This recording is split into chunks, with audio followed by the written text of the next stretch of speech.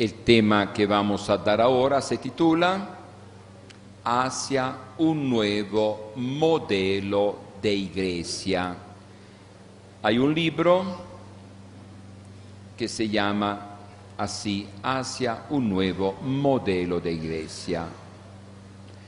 Esto es para la gente un poquito más culta, para catequistas, para maestros, médicos, gente un poquito más culta. Gente que tiene más estudio entiende mejor este problema que tenemos nosotros de la Iglesia Católica. ¿Dónde está la causa más profunda del atraso en que se encuentra la Iglesia Católica? En la organización. Tenemos montones de gente, pero desorganizados. No sé si ustedes conocen la Biblia, muchos aspectos de la Biblia, recordarán el consejo que dio Jetro a Moisés. ¿Cuál fue el consejo? Mira, Moisés, tú no vas a poder dirigir al pueblo de Dios trabajando solo, no. Necesitas buscar ayudantes. ¿Cómo hay que hacer entonces? Fácil. Cada 10 personas, uno. 10 aquí, 10 allá, 10 allá, 10 allá.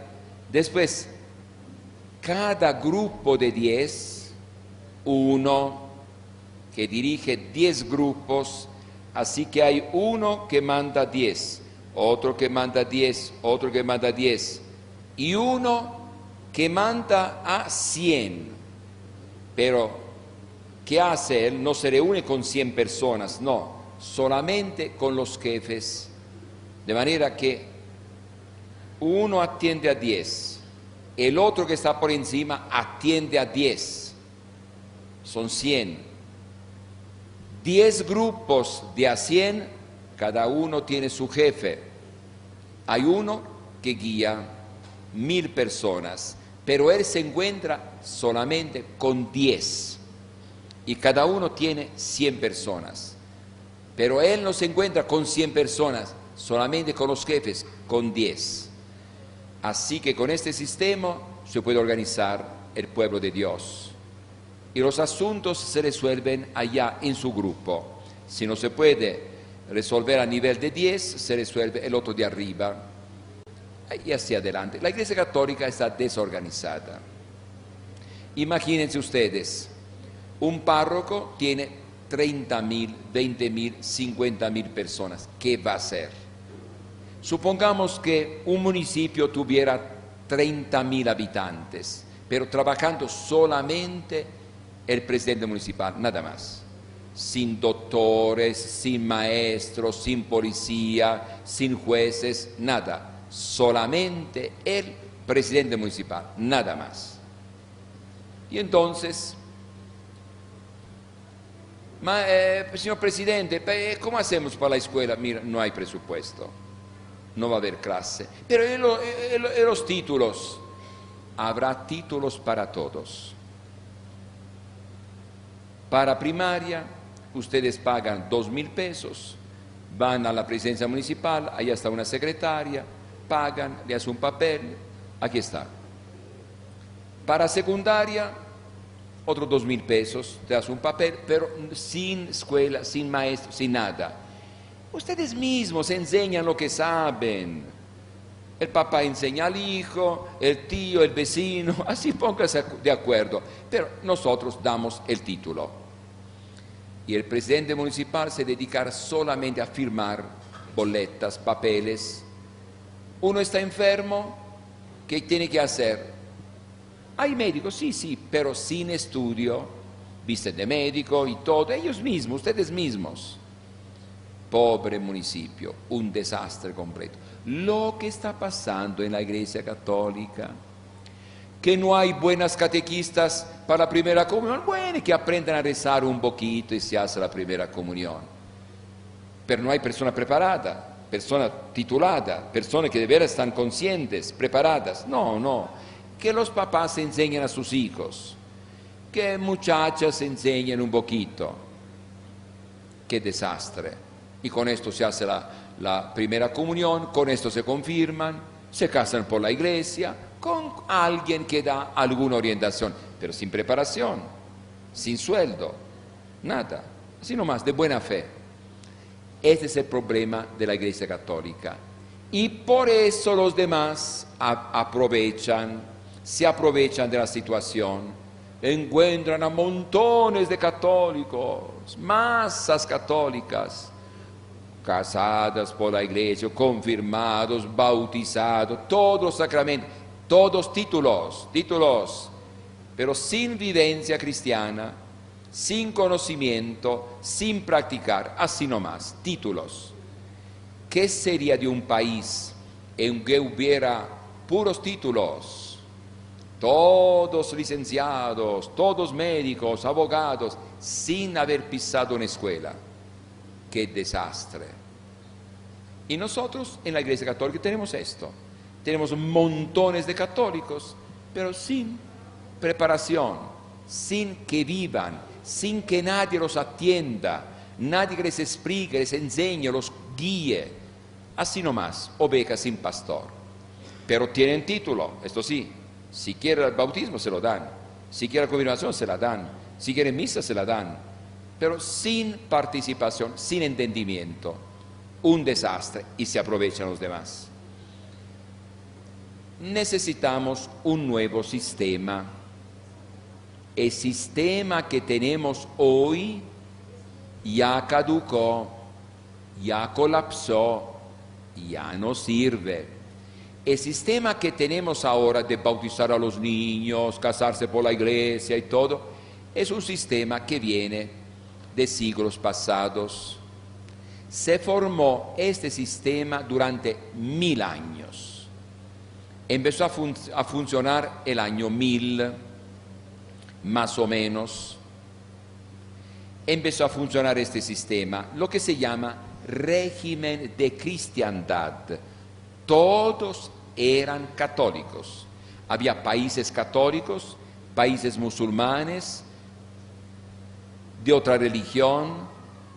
Así que todos estaban obligados a tener la religión del rey. El rey era católico, todos católicos.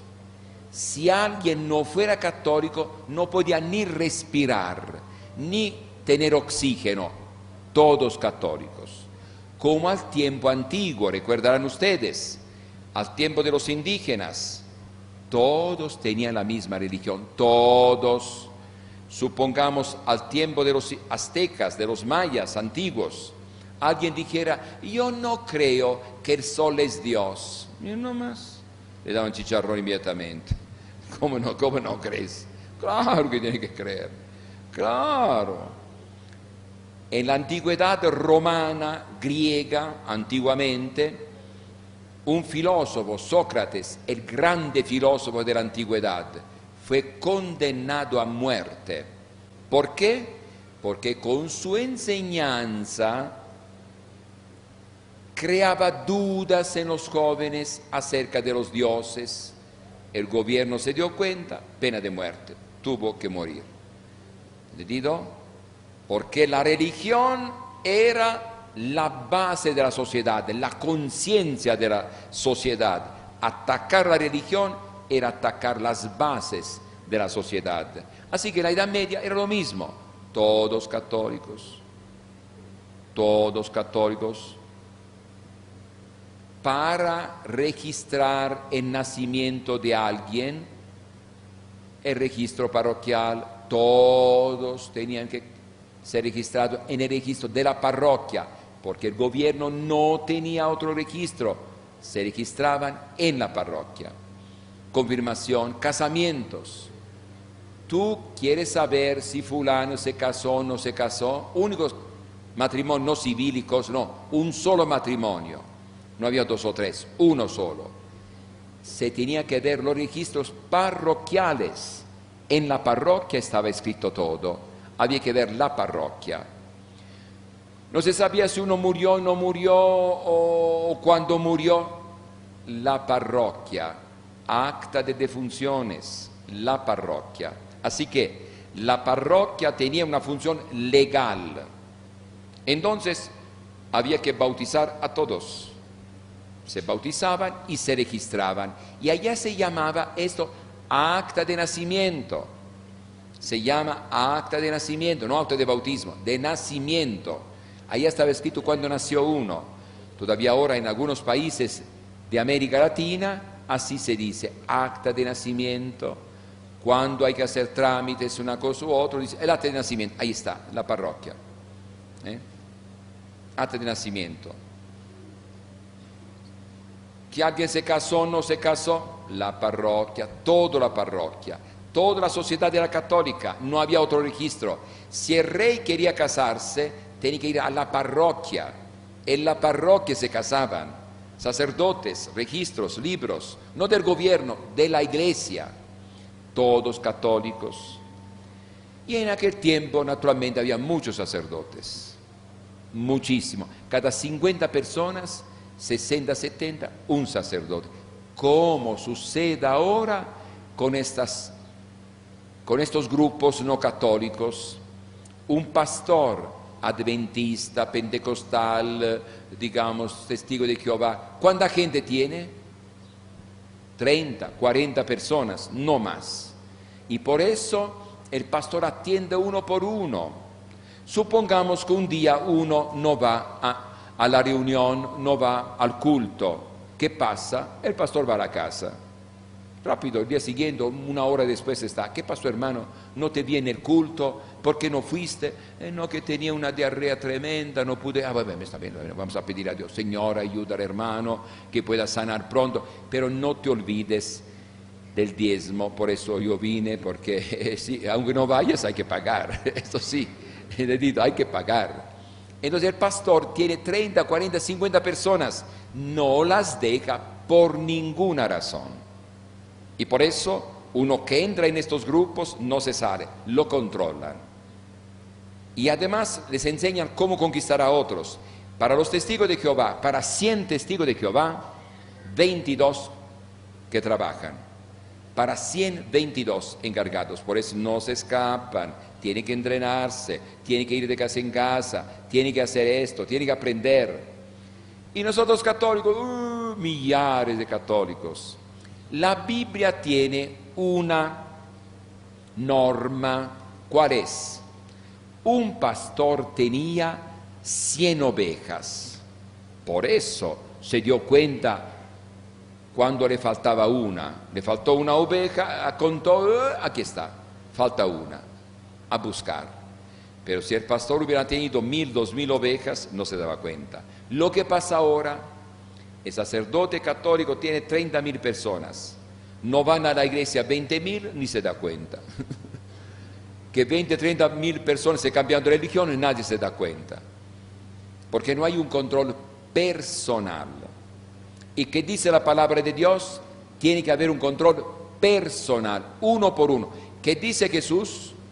El pastor conoce a las ovejas una por una.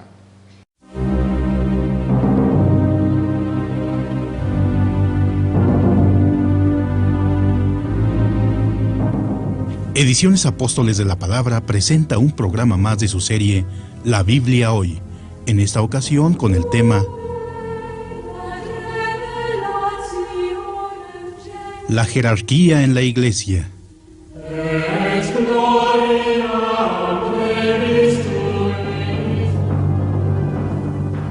Un mensaje del Padre Flaviano Amatulli a las comunidades católicas.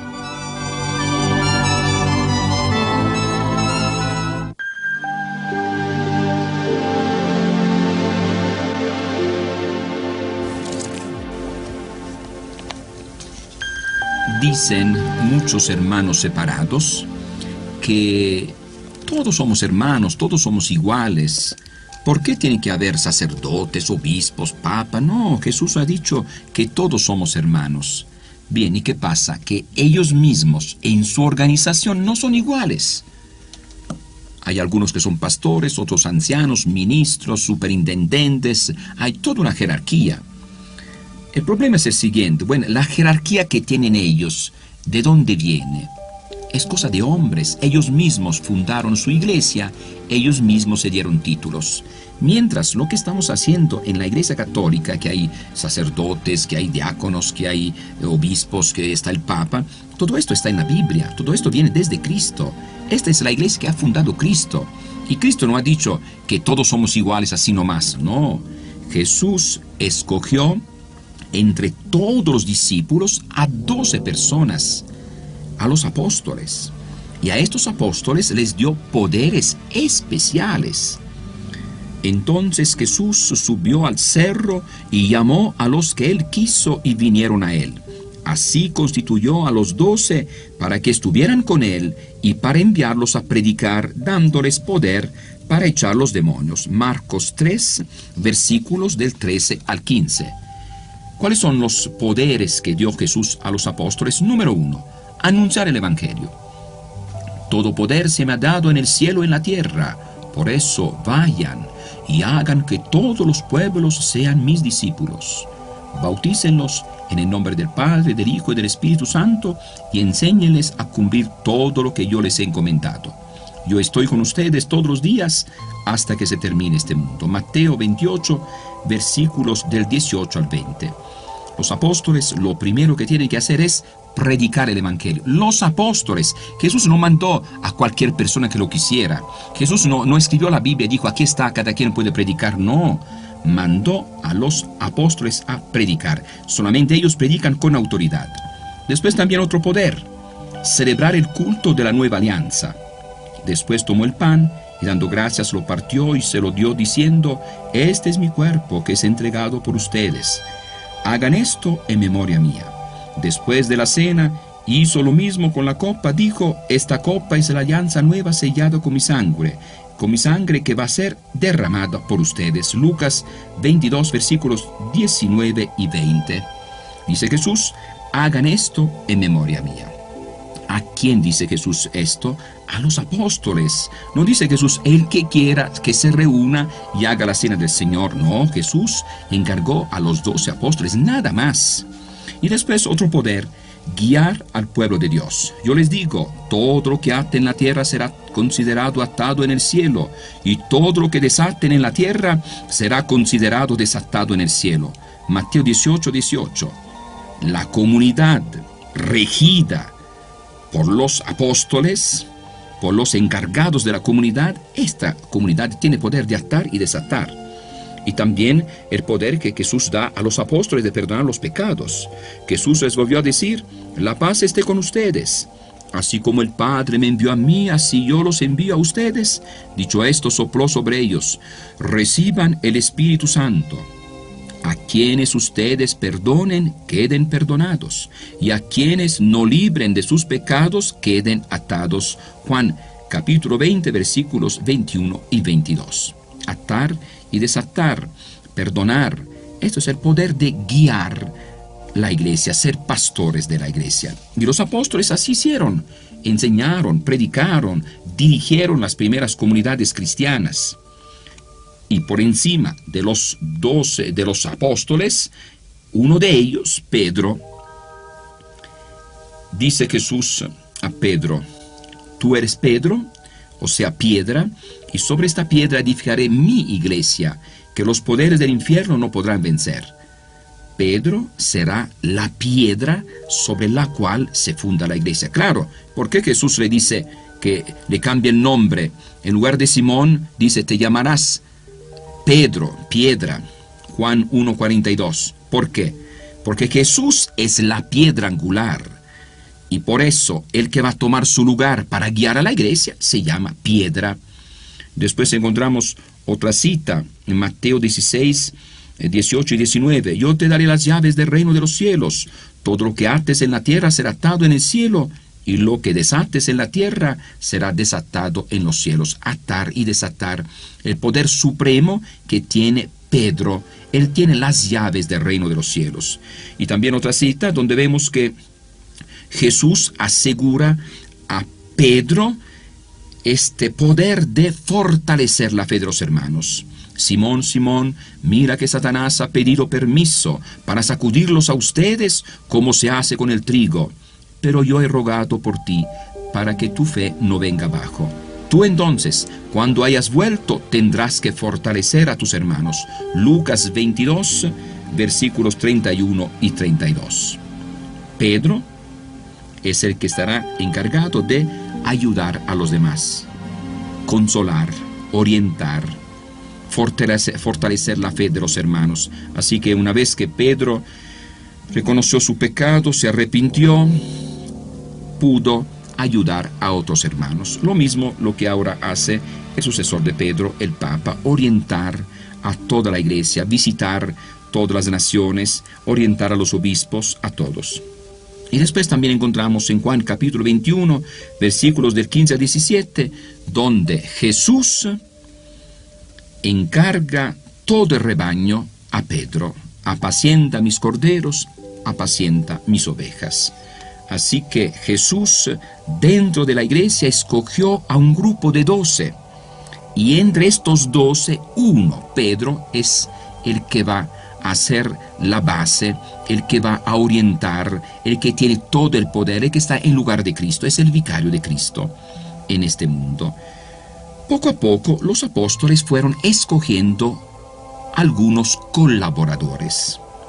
Mediante la imposición de las manos, les daban poderes especiales, los mismos poderes que ellos tenían para predicar el Evangelio, para realizar la cena del Señor, para guiar el pueblo de Dios. Estos colaboradores de los apóstoles, a la muerte de los apóstoles, se transformaron en sucesores de los apóstoles y tenemos lo que ahora llamamos los obispos. Los obispos con los presbíteros como ayudantes y los diáconos. Esta es la iglesia. Así está organizada la iglesia. No es un invento nuestro. La misma Biblia presenta todo esto. Por ejemplo, podemos ver 1 Timoteo capítulo 3 del 1 al 15, capítulo 5, 22. Bueno, hay muchas citas bíblicas donde vemos que cerca de los apóstoles hay personas que tienen una autoridad especial, una autoridad que ellos les dan mediante la imposición de las manos, especialmente Tito y Timoteo. Estos después siguen imponiendo las manos a otros y así poco a poco la iglesia se va organizando, la iglesia se va preparando a continuar una vez que los apóstoles vayan muriendo. Estos serán los que van a continuar esta obra. Y ahora tenemos a los obispos, tenemos sacerdotes y los diáconos, que son los que están continuando la obra de los apóstoles. Y todos bajo la guía del sucesor de Pedro. Di sí a la piratería. Con la idea de que la Iglesia Católica, a la cual pertenecemos, se defienda de los constantes ataques de las sectas protestantes, este audiocassette, que es producción en exclusiva de Apóstoles de la Palabra, sugiere que si este material llega a tus manos, hagas una o las copias que quieras para la mejor difusión de estas grabaciones. Con ellas, tú y tus amigos ayudarán a más católicos a prepararse y defender su fe de los insistentes ataques protestantes. De esta manera, ayudarás a extender el mensaje de Cristo y la Iglesia que Él fundó.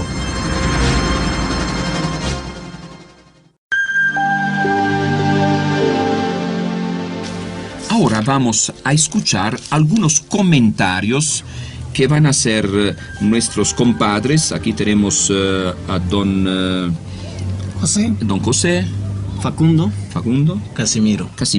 Bueno, son tres compadres que de vez en cuando se reúnen y platican de cosas de la religión. A ver, hoy, ¿de qué cosa nos quieren platicar?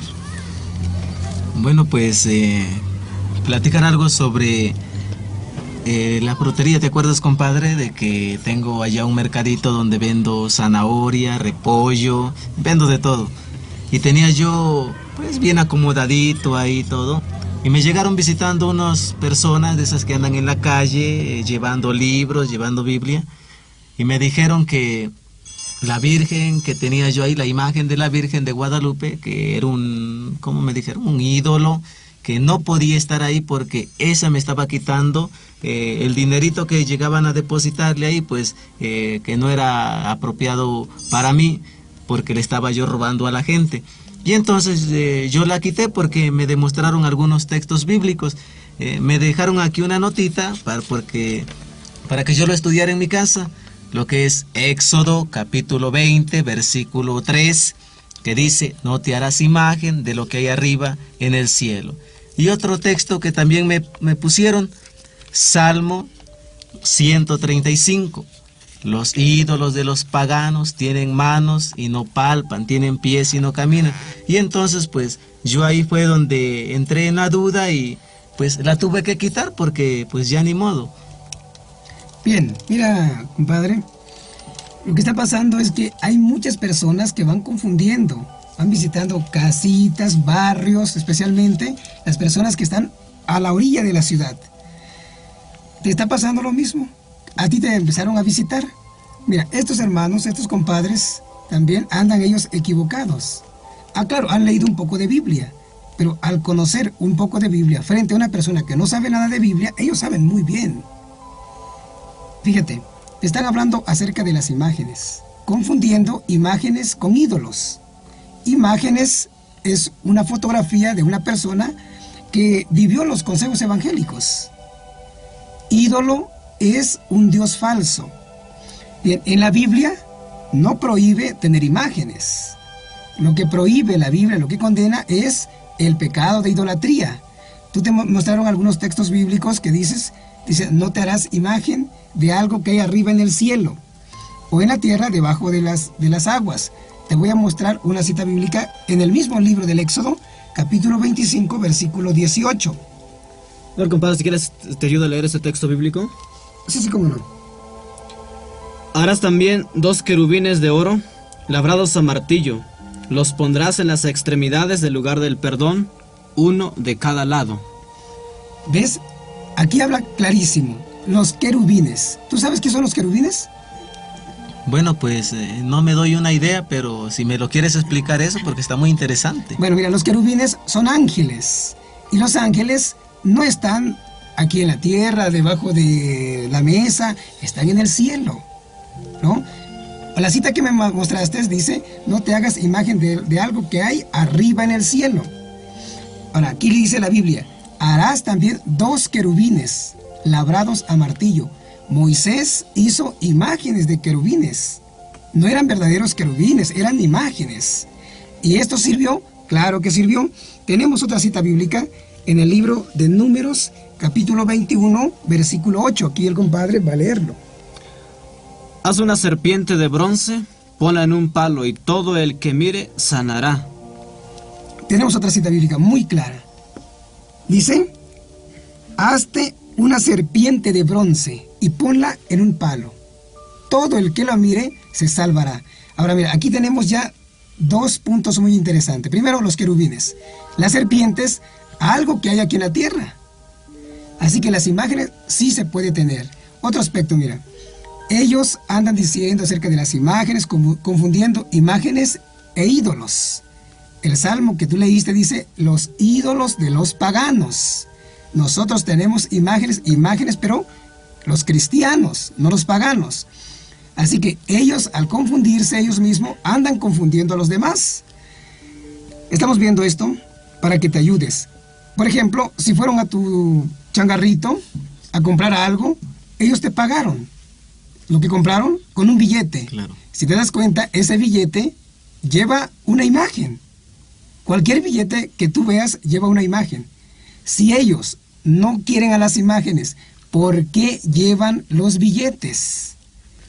Eso es algo que nosotros tenemos que pensar, tenemos que reflexionar.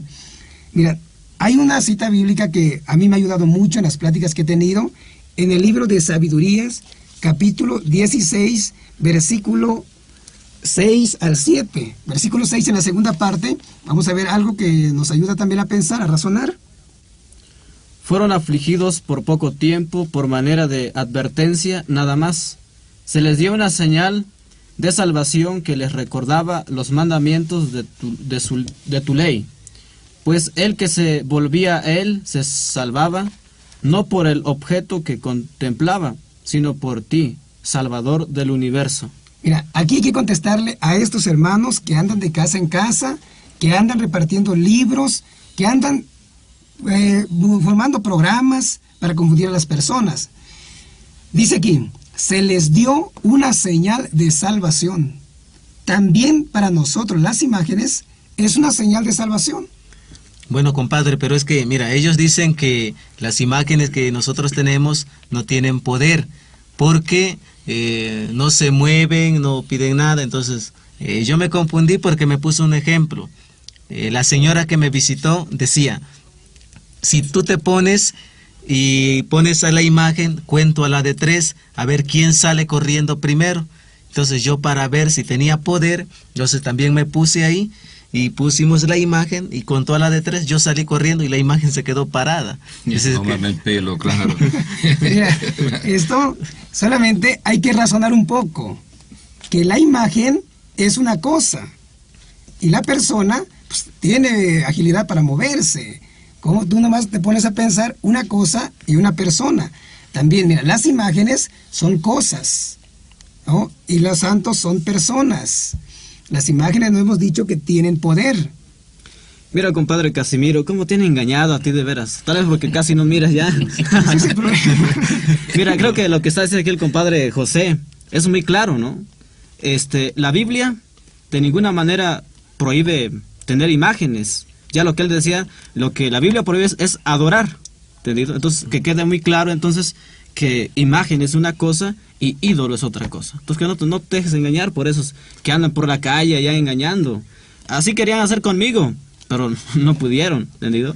Entonces, basta ser un poco más listo, compadre, no te dejes engañar tan fácilmente. Bueno, si es que mira, es que yo necesito, por decir algo, que a mí me ayude, porque pues yo no estudio nada, porque pues no tengo ningún libro, no sé dónde conseguirlos, y yo veo que usted, compadre Facundo, y mi compadre José, pues se han preparado en algo, y me extraña que no me hayan invitado a mí, porque pues siempre andamos juntos.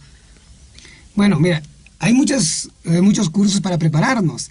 En esta ocasión no tuvimos la oportunidad para invitarte, pero aquí el compadre es el encargado de estar él llevando a las personas las invitaciones para ir a las pláticas. En esta ocasión me da mucho gusto que tú hayas venido a platicar con nosotros. Cuantas dudas tengas, nosotros te vamos a ayudar, te vamos a ir asesorando. También vamos a dar pláticas así en los hogares, en casas familiares. Así que tú puedes platicar con él y nosotros te asesoramos. Porque si vamos a platicar con el hermano que te está sembrando malas ideas, dudas, al ver que nosotros conocemos la Biblia, él se va. Pero si te asesoramos, tú vas a platicar con él, a tal grado que ojalá y convenzamos a este hermano, invitarlos a que regrese a la Iglesia Católica. Mira, entonces todo lo que aprendí ahorita, cuando me vuelvan a visitar, yo se los digo, y si en caso me truenan a mí, entonces yo voy con ustedes para que ustedes le den en el clavo y los corramos de una vez de mi casa, ¿sí? Adelante, hermano, cómo no, adelante, compadre, estamos de acuerdo. Sí, así hay que hacer. Entonces, cuando vienen a tu casa y que dicen, no, que vamos a dialogar de esto, de otro, tú dices, mire, yo no he estudiado, realmente no conozco esta cosa. Entonces, pueden hacer una cita. Decir, mire, yo tengo un compadre que ha estudiado, que conoce la Biblia y todo, y hagan una cita, pero donde puede llamar a don Facundo, puede llamar a don José, y ellos vienen a la casa, platican y todo, pero siempre que haya un católico preparado. Si no hay ningún católico preparado, ¿de qué cosa van a hablar ustedes? Y inviten también a los vecinos. Es muy importante que cuando llega un católico preparado, como don Facundo o don José, que van a hacer el diálogo, invita a todos los vecinos. Y allá vamos a ver si ellos de veras conocen la palabra de Dios, si de veras conocen la Biblia. ¿De acuerdo? ¿Qué les parece si los invito el domingo a las 4 de la tarde?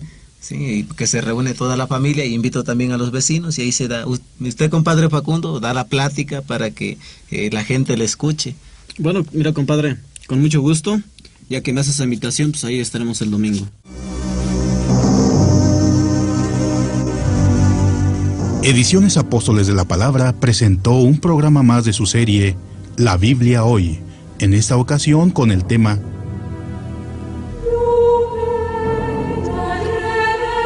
La jerarquía en la Iglesia.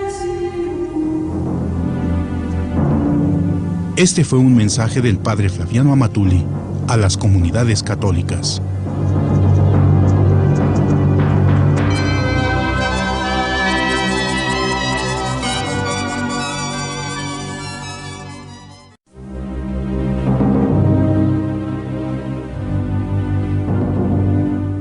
Ediciones Apóstoles de la Palabra presenta un programa más de su serie La Biblia Hoy. En esta ocasión con el tema Biblia y Tradición. Un mensaje del padre Flaviano Amatuli a las comunidades católicas.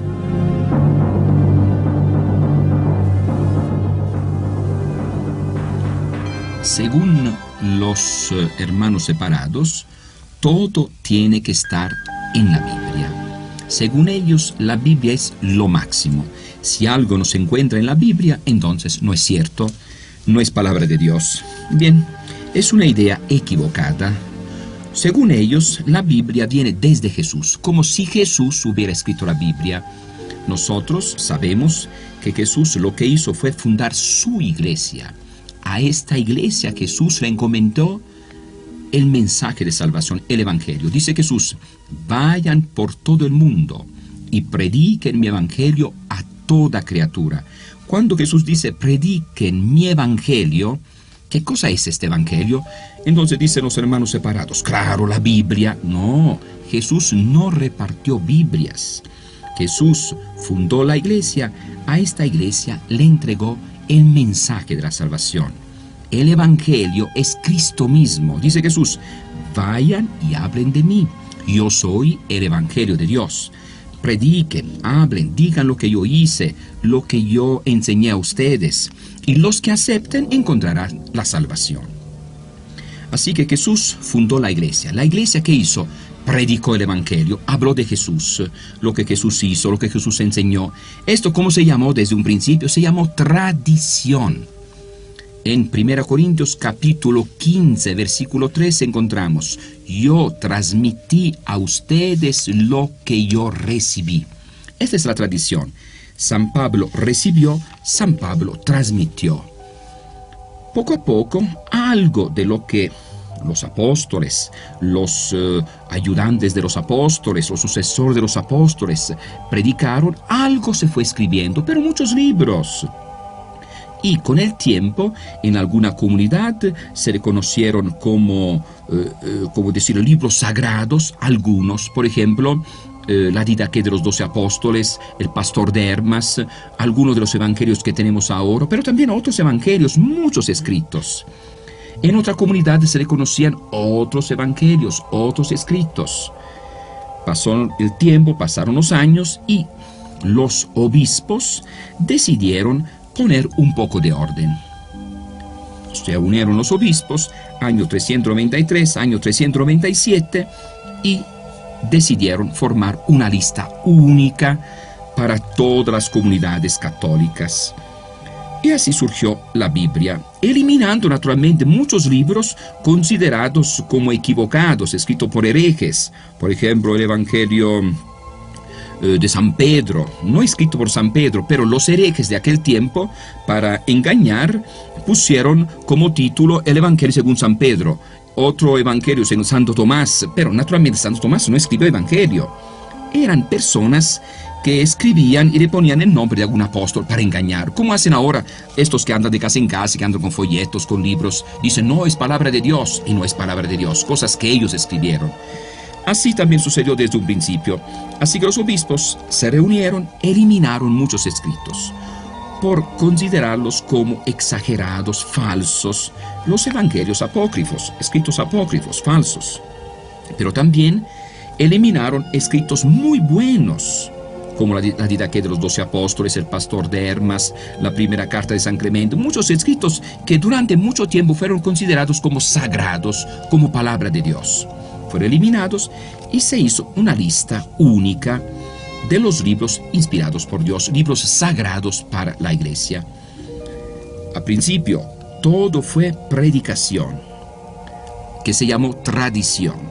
Después de esta tradición, algo se escribió, y de todo lo que se escribió, algo fue escogido para hacer la expresión más completa, podemos decir la expresión más lograda de la fe católica, de la fe de la iglesia que fundó Cristo. Y así surgió la Biblia. La Biblia no cayó del cielo. Muchos años después, 400 años después de Cristo, los obispos católicos hicieron la Biblia.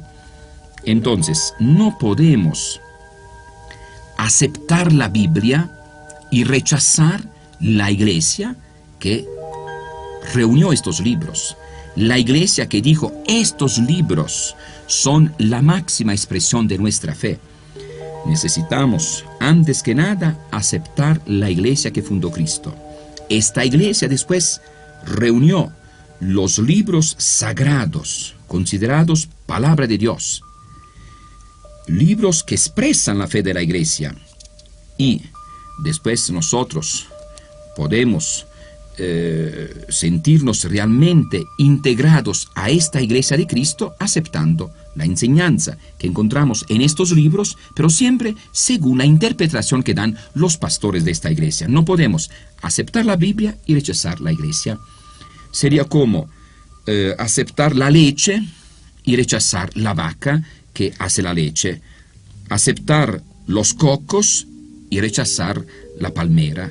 Son absurdos. Nosotros católicos sabemos que Cristo fundó una sola iglesia. Dentro de esta iglesia se predicó el Evangelio. Parte de este Evangelio fue reconocido, parte de este Evangelio que se predicó, se escribió, y entre todo lo que se escribió, algo fue reconocido como expresión más amplia, más lograda, máxima de lo que es el Evangelio de Cristo y que es la Biblia.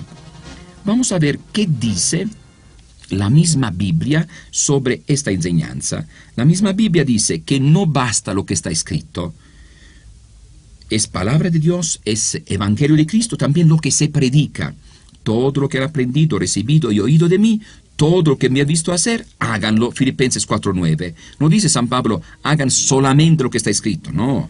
Y también encontramos 2 Timoteo capítulo 2, versículo 2. Lo que aprendiste de mí, confirmado por muchos testigos, confíalo a hombres que merezcan confianza, capaces de instruir después a otros. Dice San Pablo, yo enseñé a ti, tú enseña a otro, eso se enseña a otro, hasta el fin del mundo. Esto es lo que llamamos la tradición, la predicación que se está haciendo dentro de la iglesia. Después encontramos en 2 Tesalonicenses capítulo 2, versículo 15, hermanos, manténganse firmes y conserven las tradiciones que han aprendido de nosotros de viva voz o por escrito. Dicen los hermanos separados, no, las tradiciones son cosas de hombres. Hay tradiciones de hombres malas que hay que rechazar. Por ejemplo, algunas costumbres de emborracharse durante alguna fiesta, durante algún novenario de difuntos. Bueno, estas son costumbres malas, pero hay enseñanzas que vienen desde los apóstoles. Cuando nosotros hablamos de tradición, estamos hablando del Evangelio que viene desde los apóstoles y llegará hasta el fin del mundo. Esto hay que guardarlo. Al principio había puro Evangelio predicado, tradiciones. Después, estas tradiciones se fueron escribiendo, no todo, algo. Y entonces, con el tiempo tenemos el Evangelio, que es la misma tradición puesta por escrito, pero también se sigue predicando la palabra de Dios. Hay documentos del Papa, de los obispos, hay muchos escritos dentro de la iglesia que son el reflejo del Evangelio que viene desde un principio. ¿Quién interpreta la Biblia? ¿Quién interpreta la tradición? La jerarquía, las personas que Jesús ha encargado para guiar a la iglesia. No cualquier persona que diga, yo predico, yo hablo, yo soy. No. Los que fueron encargados de parte de Cristo de predicar el Evangelio son los mismos que van a interpretar el Evangelio, que se encuentra en la Biblia, en la tradición, es decir, en la predicación normal que hace la iglesia.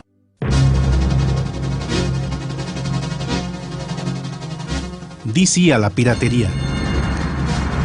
Con la idea de que la Iglesia Católica, a la cual pertenecemos, se defienda de los constantes ataques de las sectas protestantes, este audiocassette, que es producción en exclusiva de Apóstoles de la Palabra, sugiere que si este material llega a tus manos, hagas una o las copias que quieras para la mejor difusión de estas grabaciones. Con ellas, Tú y tus amigos ayudarán a más católicos a prepararse y defender su fe de los insistentes ataques protestantes.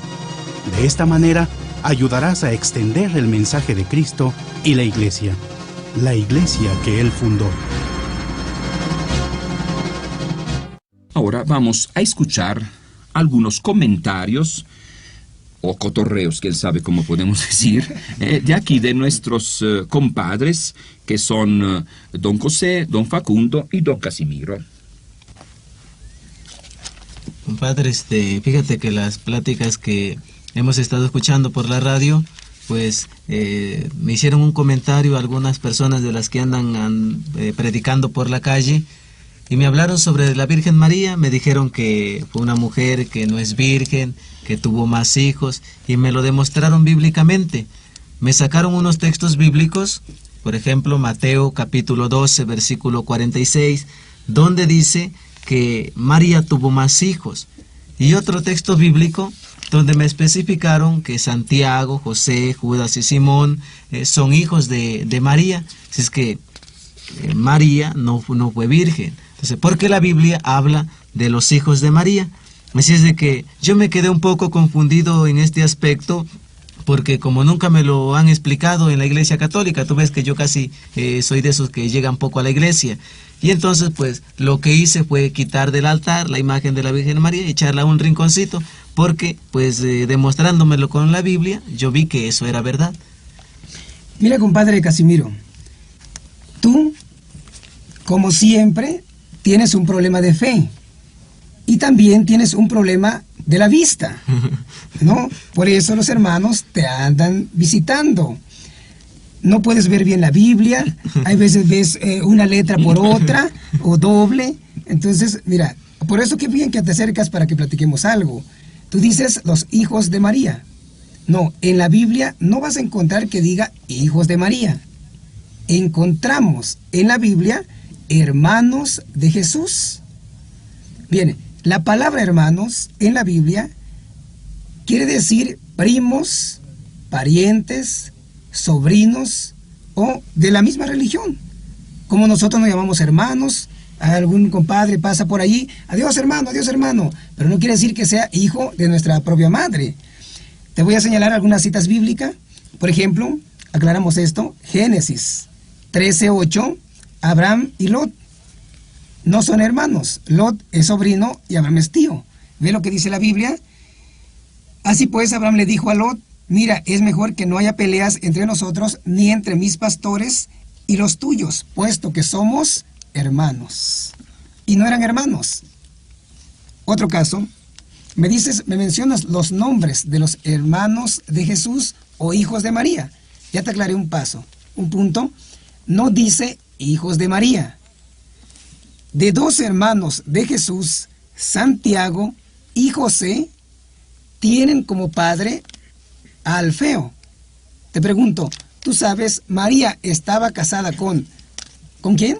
Bueno, pues con San José. Muy bien, estaba casada con José. Mateo 10:3 habla que Alfeo es papá de Santiago. Marcos 15:40 nos dice que Santiago y José son hijos de otra María. Claro, estos eran hijos de una mujer que se llama María, pero diferente a la madre de Jesús.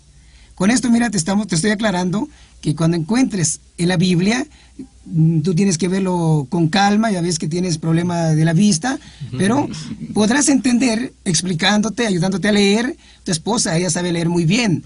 Bien, ella te ayudará a comprender mejor que la palabra hermanos en la Biblia no quiere decir hijos de María. ¿Por qué me dices que tengo problema en la vista, compadre? Bueno, tú te llamas Casimiro. Casi miras, pero no miras bien, ¿no? Sí. Mira, además, otro problema sobre primogénito y unigénito. Para la Biblia, primer nacido primogénito es lo mismo. Allá en Éxodo capítulo 13, verso 2 y Números capítulo 18, versículo 15. Así que, tal vez tú has entendido mal, pero en la Biblia, primogénito o unigénito es lo mismo. Además, también se encuentra en un escrito, allá por el año 1922, que una joven madre judía murió en dolores del parto al dar a luz a su hijo primogénito. Así que ahí está muy claro, ¿no? Eso te puede ayudar a ti para que entiendas bien lo que aquí el compadre José te acaba de decir. Bueno, sí, compadre Facundo, pero es que mira, ellos me dijeron que María al dar a luz pues ya no quedó virgen, ¿sí? O sea, una mujer una vez que tiene su primer hijo ya no es virgen, ya dio a luz, así es que María fue de la misma manera. Al tener a Jesús, ya no siguió siendo virgen. Entonces, ¿por qué nosotros la tenemos hoy en los altares y poniéndoles veladora? Bueno, mira, esto es un pensamiento, un razonamiento de un hermano, una persona así humana, igual que nosotros. Pero para resolverte esta pregunta, también te voy a presentar un razonamiento de un compadre. Otro compadre que también anda buscando, anda estudiando para fortalecer, para conocer más la palabra de Dios. Él se encontró con otro señor que tenía problemas acerca de la virginidad de María. Y le dijo esto: mira, compadre, tú no entiendes, no comprendes el poder de Dios. Dios es muy poderoso, que podría hacerte parir tú y dejarte virgen. No, así que ya no, compadre, ya no va. Otra cosa que me preguntaron también, compadre, allá en mi changarrito que tengo, después de las pláticas que hemos estado escuchando, me dijeron que si por qué nosotros los católicos les decimos padre a un sacerdote, puesto que también es un hombre pecador, que comete pecado, que pues humano como todos, ¿no? Y me dijeron este dicho. Dice, si el sacerdote también es de carne y hueso y un pedacito de pescuezo, es igual que nosotros, ¿sí? Es que este texto bíblico que me dieron aquí, Mateo 23, del 8 al 10, dice: no se dejen llamar maestro, porque un solo maestro tienen ustedes, ni tampoco padre, porque solamente un padre tienen ustedes, que es el que está en el cielo. Y entonces, pues, yo dije, nosotros tal vez andamos mal, y como tú sabes, yo no estudio bien, pero todo lo que me dicen se me graba. No sé, usted qué piensa, usted, compadre José, qué piensa de eso. Mira, como siempre, pues a ti te han tomado el pelo. Y el texto bíblico de sacaste Mateo 23, versículo 8 al 10. Tal vez te lo leyeron mal, pero ahí mismo, en ese mismo capítulo, en el versículo 11 al 12, dice de esta manera: que el más grande de ustedes se haga el servidor de los demás, porque el que se hace grande será rebajado, y el que se humilla será engrandecido. Aquí de ninguna manera Jesús está prohibiendo que no se dejen llamar maestro o padre, en fin, no está prohibido. Lo que Jesús está hablando aquí es sobre la humildad. Le dice a sus discípulos, a sus apóstoles, que entre ellos ninguno se debe de creer el más, mientras que van a despreciar a los demás. No. Entonces ese texto bíblico trata sobre la humildad. No se dejen llamar maestro, padre, por esa razón. Porque puede ser que alguno de ellos se iba a creer más grande y iba a despreciar, iba a humillar a los demás. Como muchas veces se acostumbra a decir, mi chicharrón truena, yo soy tu padre. Estas son expresiones, digamos, mentalidades de la gente, ¿no? Para imponerse, ¿no? Para dominar a los demás. Y tanto menos esto, naturalmente, en la religión, que uno, supongamos, que es ministro, que es sacerdote, que es obispo, presbítero, diácono, lo que sea, no se vaya a aprovechar del cargo, ¿no? Para humillar a los demás. Entonces, esto es la enseñanza. Entonces, examinando la Biblia, no está prohibido llamar padre ni en sentido material ni en sentido espiritual. Aquí el compadre José te va a explicar esto. Como acaba de enseñarte el compadre Facundo, podemos utilizar la palabra padre en dos sentidos. Sentido material. Lucas 18:20. Esto está dentro de los mandamientos, desde en el Decálogo. Lo que muchas veces personas que poquito han leído la Biblia no se han dado cuenta. Dice, mira, honra a tu padre y a tu madre. El papá que te engendró es tu padre. Tienes que honrarlo, llamarlo padre. Ellos mismos llaman padre a su papá. A los maestros que dan clase a sus hijos, a los profesores, les llaman maestro. Bien, esto es en sentido material. En sentido espiritual, tenemos muchas partes bíblicas que nos puede ayudar a pensar. Por ejemplo, Segunda de Reyes, capítulo 2, versículo 12. Eliseo lo vio alejarse y clamaba: Padre, Padre mío, carro de Israel y su caballería. ¿Listo? Aquí dice algo: Padre, Padre mío. Eliseo le dice padre a Elías. Y Eliseo no era hijo de Elías. Estaba utilizando la palabra padre en sentido espiritual. También tenemos Lucas 16:24. Entonces grita: Padre Abraham, ten piedad de mí, y manda a Lázaro que se moje la punta de un dedo para que me refresque la lengua, porque estas llamas me atormentan. Padre Abraham está clamando. El rico le dice: Padre Abraham. El rico no era hijo de Abraham. Otra cita bíblica, Hechos 7:2. Él respondió: hermanos y padres, presten atención, el Dios de la gloria se apareció a nuestro padre Abraham cuando estaba en Mesopotamia, antes que viniera a vivir en Harán. Hermanos y padres. Aquí está claro. Entonces, compadre, lo que nosotros llamamos padres, ¿ellos cómo les llamarían a sus dirigentes, estos que andan por la calle? Bueno, pueden llamarle suegro, cuñado, padrastro, como ellos quisieran, ¿no? Sí. Son costumbres, digamos, en alguna parte lo llaman ministro, otra parte los llaman pastor, digamos, son cosas de ellos mismos, así como ellos inventan, como ellos... No, pues esto sí que es que ellos dicen algo, pero en contra de nosotros, pero nunca dicen cómo decirle, sino que está prohibido, pero nosotros como no sabemos, pues nos quedamos con la boca cerrada.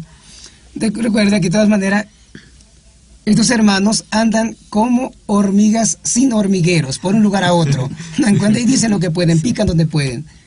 Con esto queremos, mira, compadre Casimiro, que tú entiendas realmente y que ya no le busques 3 patas al gato sabiendo que tiene 4.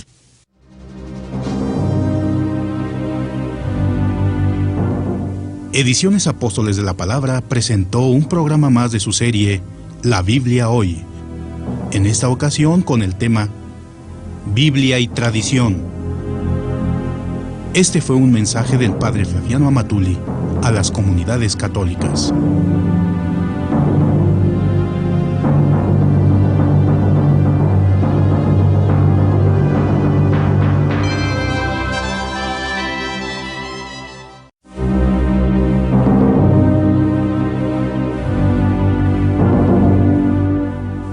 Ediciones Apóstoles de la Palabra presenta un programa más de su serie La Biblia Hoy, en esta ocasión con el tema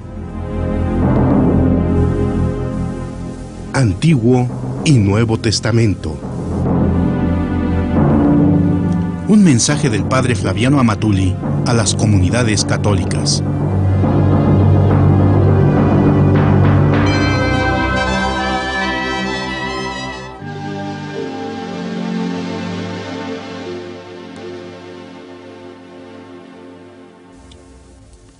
A veces alguien nos pregunta, a ver, cuando uno muere, ¿qué pasa con el alma?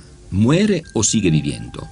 Nosotros, como católicos, contestamos, claro, el alma sigue viviendo. Muere el cuerpo, pero no el alma. Ellos dicen, no, la Biblia dice también el alma muere.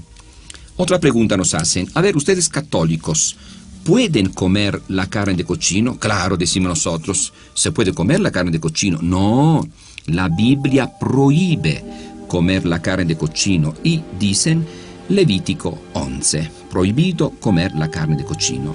Otra pregunta, a ver, ¿cuál es el nombre de Dios? Nosotros católicos decimos Padre, Jesús así nos ha dicho que tenemos que llamar a Dios Padre. No, la Biblia dice, Éxodo 3:14, Yahvé o Jehová es el nombre de Dios.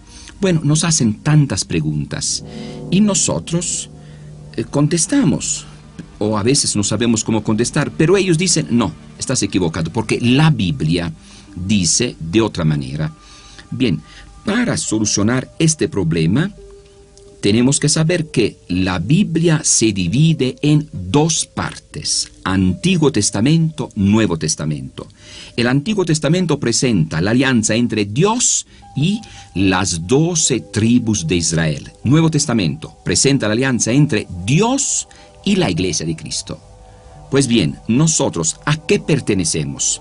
¿A las 12 tribus de Israel o a la Iglesia de Cristo? Claro, a la Iglesia de Cristo. Entonces, cuando nos hacen alguna pregunta, tenemos que tener siempre presente este problema, Antiguo o Nuevo Testamento. Ellos muchas veces nos dan citas del Antiguo Testamento, pero el Antiguo Testamento no es para nosotros, es para las 12 tribus de Israel. Por ejemplo, las preguntas que nos hacen respecto al alma. Bien, en el Antiguo Testamento no hay una idea clara con relación al alma, si el alma muere, no muere, etc. El Antiguo Testamento confunde alma con sangre, con vida en este mundo, pero en el Nuevo Testamento se aclara todo. Por ejemplo, encontramos en el Nuevo Testamento Mateo 10:28, no teman a los que pueden matar el cuerpo, pero no el alma. Ahí está, matar el cuerpo, pero no el alma. También encontramos donde se dice San Pablo, dice Filipenses 1:23, desearía partir y estar con Cristo. ¿Listo? Partir y estar con Cristo. No dice partir, morir y se acaba todo. No. Lo mismo cuando muere San Esteban, que dice, Señor, recibe mi espíritu. No dice, ahora se acabó todo, ahora voy a morir, ahora todo se acaba. No.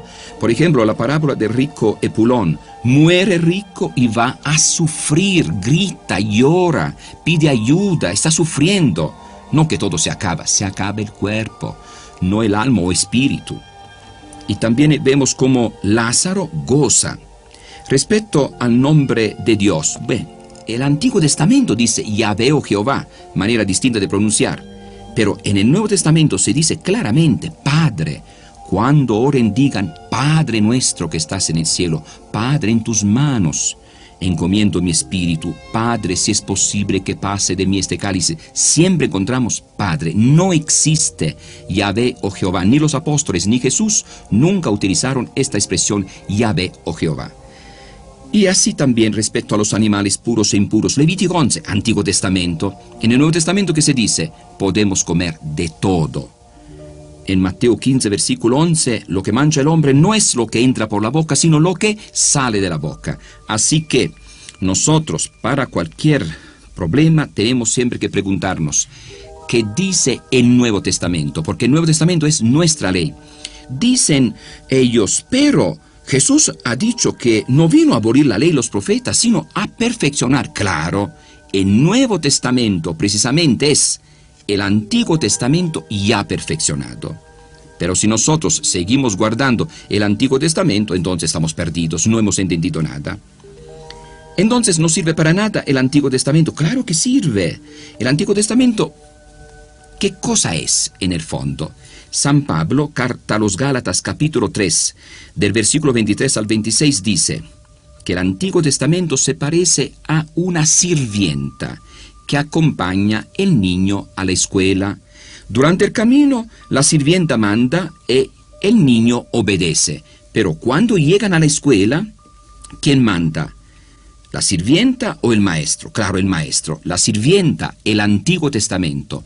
El maestro, el Nuevo Testamento, Cristo. También San Pablo nos aclara que el Antiguo Testamento presenta las sombras de la realidad que es Cristo Jesús. Por ejemplo, podemos recordar Moisés, la grande figura de Moisés, es sombra de Cristo. Cristo es el verdadero libertador, el verdadero legislador del pueblo de Dios. También el maná en el desierto, figura de Cristo, Eucaristía, Juan 6, 49 en adelante. Vuestros padres comieron el maná en el desierto y murieron. Yo soy el pan verdadero bajado del cielo. El que coma de este pan vivirá para siempre. También vemos el Antiguo Testamento como nos presenta la serpiente de bronce en el desierto. Los que miraban hacia la serpiente quedaban a salvo. Recibían alguna mordedura de alguna serpiente venenosa y en lugar de morir miraban hacia la serpiente que estaba levantada en el desierto y quedaban a salvo. Y dice San Juan, capítulo 3, versículos 14 y 15, que todo esto es figura de Cristo. Como Moisés levantó la serpiente en el desierto, así el Hijo del Hombre será levantado en alto, para que todo el que crea en él no se pierda, sino tenga vida eterna. Antiguo Testamento es figura, preparación del Nuevo Testamento. Además, el Antiguo Testamento nos presenta la pedagogía de Dios, como Dios fue educando al pueblo de Israel, Dios que tuvo paciencia, Dios que ayudó al pueblo a perfeccionarse cada día más. Presenta también el Antiguo Testamento grandes experiencias de Dios, los profetas, en su grande amor hacia la palabra de Dios. Y también nos presenta el Antiguo Testamento oraciones sublimes, los salmos. Pero todo esto, de todos modos, es algo imperfecto. Encontrará la perfección en el Nuevo Testamento. Algunos dicen, pero nosotros guardamos el Nuevo y el Antiguo Testamento, todo. Nosotros somos completos. Bien, ellos dicen así, pero no es cierto. No es que de veras ellos guardan también el Antiguo Testamento. Lo que hacen es, para pantallar, guardar una que otra norma, nada más. Pero San Pablo en toda la carta a los Gálatas insiste, si tú crees que tienes que guardar el Antiguo Testamento, tienes que guardarlo todo, no una partecita y nada más. Y ellos, ¿qué hacen? Para pantallar, no comen carne de cochino, usan el nombre de Dios que está en el Antiguo Testamento, Yahvé o Jehová. Naturalmente la manera correcta de pronunciar es Yahvé, no Jehová. Jehová es un nombre inventado porque se habían perdido la manera correcta de pronunciar, y entonces tomaron la palabra Adonai y le pusieron a las consonantes del nombre de Dios las vocales de Adonai y salió Jehová, pero no es así. De todos modos, algunos apantallan y quieren dar la impresión que están guardando el Antiguo Testamento. Nosotros decimos, ellos no están guardando de veras el Antiguo Testamento. Fíjese bien, el Antiguo Testamento admite la esclavitud. Génesis 16:6, de tu esclava dispones tú, trátala como te parezca, la puedes tratar como mujer, la puedes correr, haz lo que quieras. En el Nuevo Testamento se rechaza la esclavitud y ellos mismos ahora no tienen esclavos. Entonces, ¿qué quiere decir? Que no guardan realmente el Antiguo Testamento. Prostitución.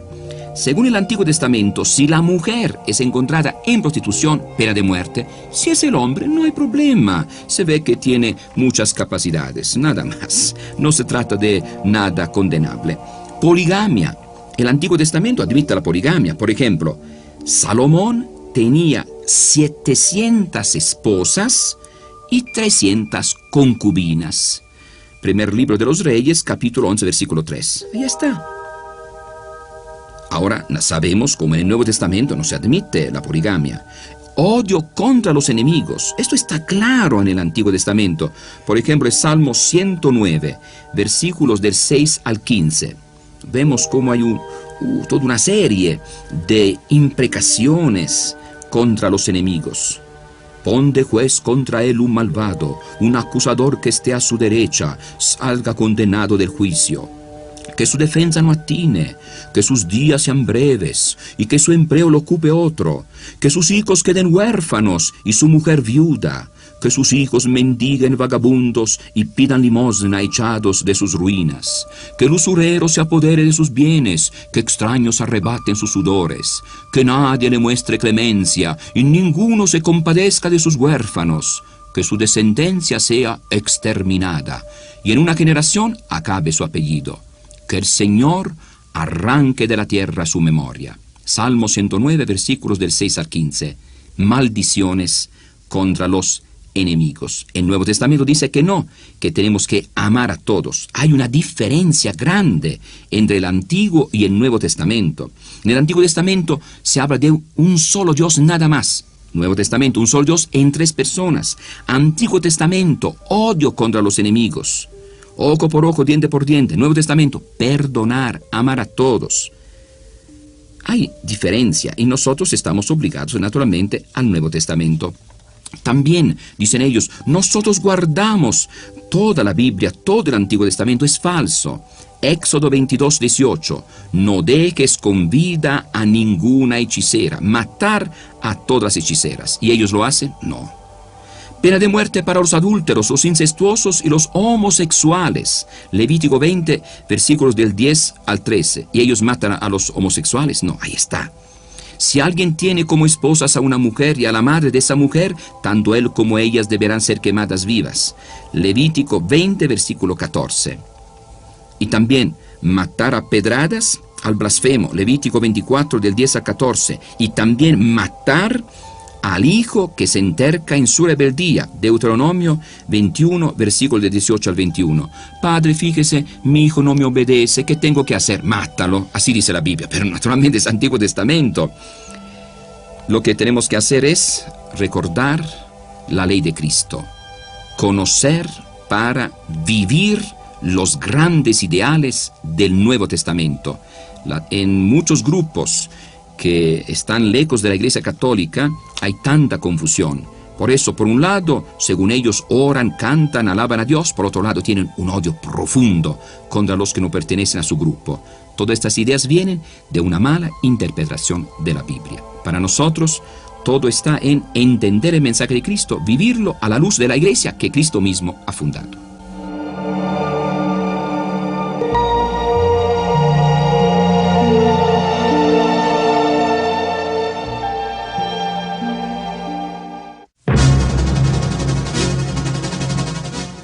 Di sí a la piratería. Con la idea de que la Iglesia Católica, a la cual pertenecemos, se defienda de los constantes ataques de las sectas protestantes, este audiocassette, que es producción en exclusiva de Apóstoles de la Palabra, sugiere que si este material llega a tus manos, hagas una o las copias que quieras para la mejor difusión de estas grabaciones.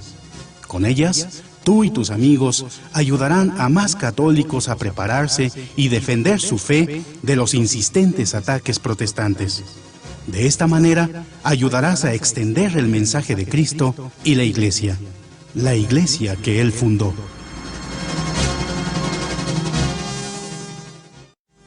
Ahora, nuestros compadres, don José, don Facundo y don Casimiro, nos van a comentar algo acerca del bautismo.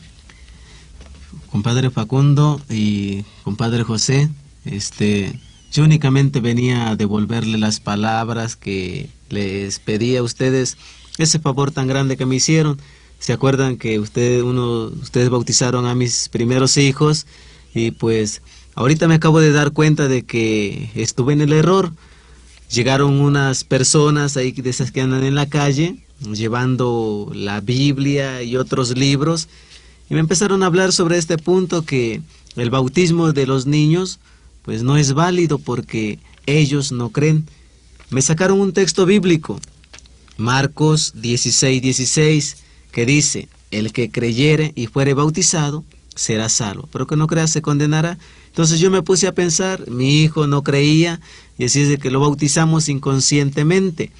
Y aparte de eso, de que para bautizarse hay que haber cometido pecado, y mis hijos pues no tenían pecado, así es que ellos se van a volver a bautizar cuando ya estén grandes. Es lo que yo he pensado. No sé usted, que ha estudiado un poquito más, que cuál sería su punto de vista.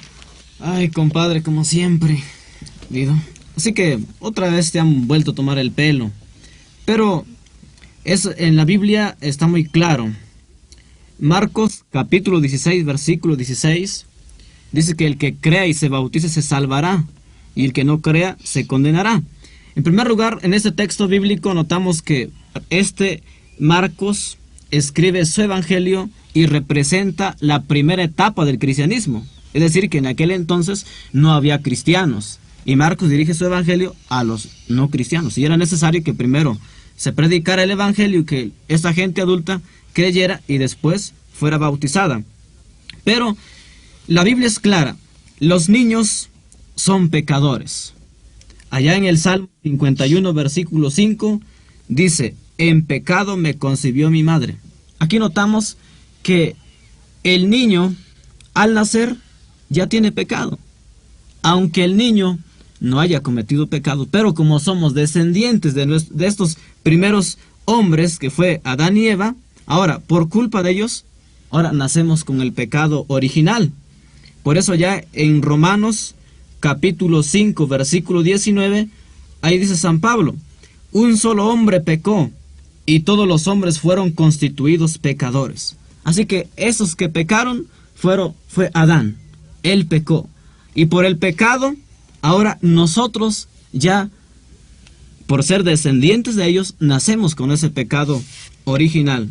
Por eso, el niño, pues tiene que bautizarse, ¿no? Para que se le quite ese pecado original. Pero no es necesario que el niño ya tenga uso de razón, compadre, para que se pueda bautizar. Sabes que el niño no cree, y si la Biblia dice que el que cree y se bautice, pues es lógico que debe de conocer cuando menos algo para que pueda recibir esto. Mira, en Hechos de los Apóstoles, capítulo 16, verso 31, ahí notamos cómo dice: ten fe en el Señor Jesús y te salvarás tú y tu familia. Es decir, el carcelero creyó.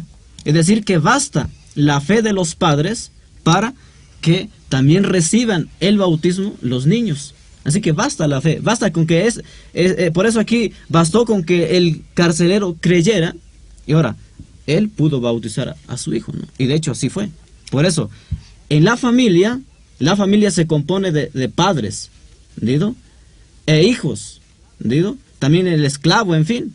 Y aquí dice que él creyó y fue bautizado él con toda su familia. Así que es lógico, ¿no? En esta familia hubo niños también.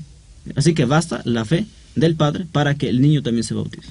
Pero es que, por ejemplo, ellos también dicen que una vez de que ya uno se convierte, conoce la palabra de Dios, necesita uno ir al río a bautizarse, porque así se bautizó Jesús. Ellos me dijeron que Jesús nos dio el ejemplo de bautizarse grande y de bautizarse ya en el río. Sí, pero antes de que pasemos a eso, es importante aclarar también de que el bautismo no solamente sirve para quitar el pecado original, sino que también es para dar el Espíritu Santo. Por eso allá en Marcos capítulo 1, verso 8, allá se presenta, ¿entendido? Y Marcos capítulo 1, verso 10, que el bautismo no solamente sirve para quitar el pecado original, sino también para dar el Espíritu Santo. Otro punto también, el bautismo sirve también para formar parte de la iglesia, el pueblo de Dios. Por eso ya en Hechos de los Apóstoles, capítulo 10, versículo 47 al 48, aquí se presenta este hecho muy importante. Así que ahora, sobre el bautismo en el río, aquí el compadre José te va a aclarar eso. Sí, compadre Casimiro. Como siempre, los problemas no van a faltar en la vida cristiana. Tú estás preguntando que una vez que tú crees, que tienes fe, te arrepientes de tu pecado, ahora hay que ir a bautizarse en el río. Claro, Jesús se bautizó grande, pero en el río Jordán. Si nosotros queremos llevar el ejemplo de Cristo, hay que ir a bautizarse en el río Jordán. Pero mira, compadre, apenas con trabajo salimos de nuestro ranchito. ¿Cómo vamos a ir hasta esa grande distancia, ese pueblo? No podemos. Los hermanos que siempre andan visitando, andan llegando, tocando las puertas, llevan un folletito, llevan algo para enseñarte, no explican todo una verdad. ¿Tú te das cuenta? Dicen que te quieren bautizar en el río. Primero te voy a aclarar esto. La mayoría de los ríos en los pueblos ya están muy contaminados. El drenaje, el agua negra, y ellos se bautizan pasando el río del pueblo. Y dicen algunos, bueno, no, hay que, para borrar el pecado, hay que pasarlo hasta el fondo del agua. Mira, compadre, en el fondo está todo el asiento de la mugre. Así que tú llegas hasta el fondo y vas a levantar toda esa suciedad.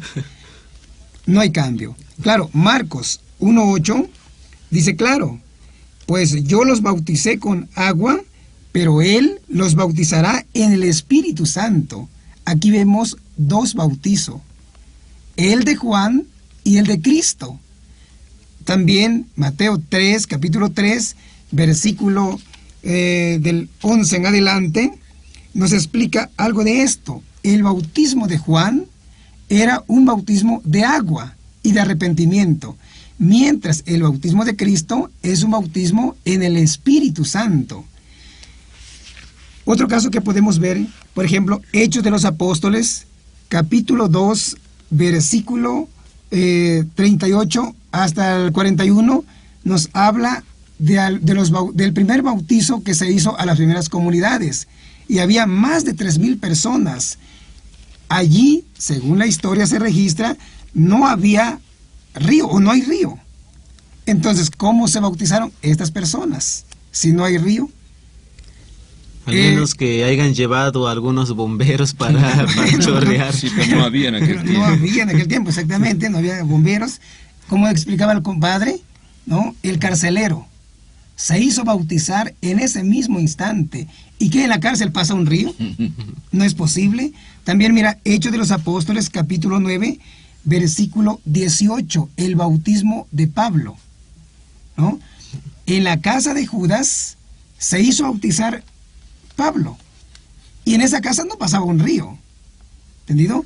Así que lo que estamos viendo es que el bautizo en el río es un truco de ellos, una forma para engañarnos, para llevarnos un mensaje equivocado. Tú tienes que entender esto, que hay el bautizo de Juan y el bautismo de Cristo, que es en el Espíritu Santo. Y eso es, compadre, y en ese bautismo que hacen los que andan predicando por la calle, ¿no hay peligro de que ahoguen a alguien? Bueno, mira, compadre, en el caso tuyo es muy peligroso. Apenas ves con un ojo, así miras, no cosa que tú ves allá que es el agua y chocas con una piedra.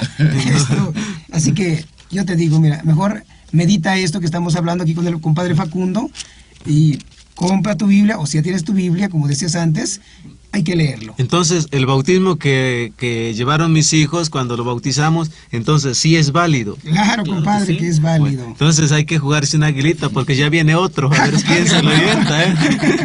Sí que trabajas fuerte.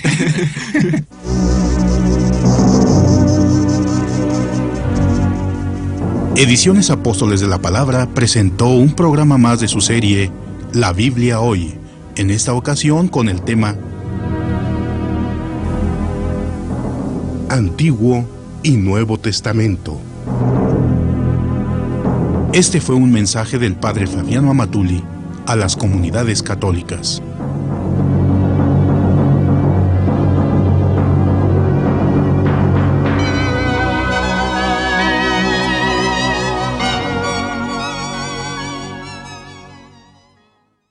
Ediciones Apóstoles de la Palabra presenta un programa más de su serie La Biblia Hoy, en esta ocasión con el tema El Apocalipsis. Un mensaje del padre Flaviano Amatuli a las comunidades católicas.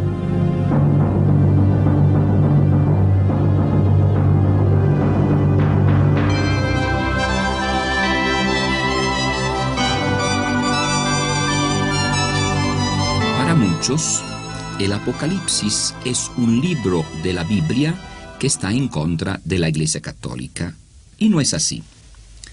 Al contrario, el Apocalipsis es el grande libro de la Iglesia Católica que presenta la lucha entre el bien y el mal, entre los seguidores de Cristo y los enemigos. Apocalipsis, ¿qué quiere decir Apocalipsis? Quiere decir revelación. Dios, mediante este mensaje, quiere revelar, manifestar su plan acerca de la Iglesia, teniendo presente la situación concreta en la cual se encuentra la Iglesia. Autor San Juan, el que escribió el cuarto Evangelio. Fecha, años 94-96. Situación: el Imperio Romano está persiguiendo a la Iglesia de Cristo. Finalidad: alentar, animar, fortalecer la fe de los que se encuentran en la persecución. Mensaje: victoria. Cristo ha muerto, Cristo ha resucitado, Cristo vendrá de nuevo. La Iglesia ahora está sufriendo, pero esta Iglesia tiene que triunfar. Contenido: es a un tiempo histórico y trascendente. Histórico se refiere a la situación concreta de la Iglesia, una Iglesia perseguida por el Imperio Romano. y también trascendente, presenta la grande lucha entre el bien y el mal, entre Dios y Satanás. Desde un principio, Satanás se rebeló contra Dios. Dios condenó a Satanás. Satanás llevó la lucha sobre la tierra, engañó a Adán y Eva. Dios mandó a su Hijo a salvar a la humanidad. Jesús fue atacado por Satanás. Satanás logró vencer.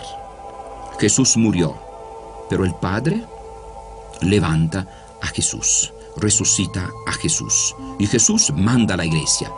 La iglesia es la que está continuando la obra de Cristo. Y entonces Satanás ataca a la iglesia.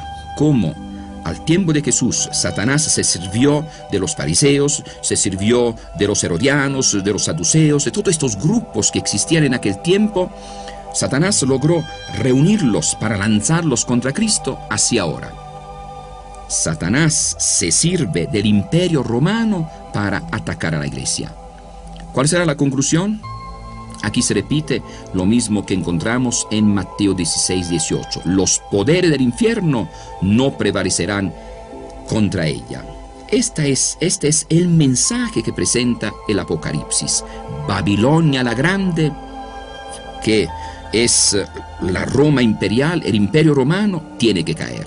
La iglesia de Cristo seguirá adelante. Ese es el mensaje, el contenido del Apocalipsis. Hay muchos símbolos, muchas figuras. La especialidad del Apocalipsis, de todo el género literario apocalíptico, es utilizar símbolos, imágenes, no hablar con claridad.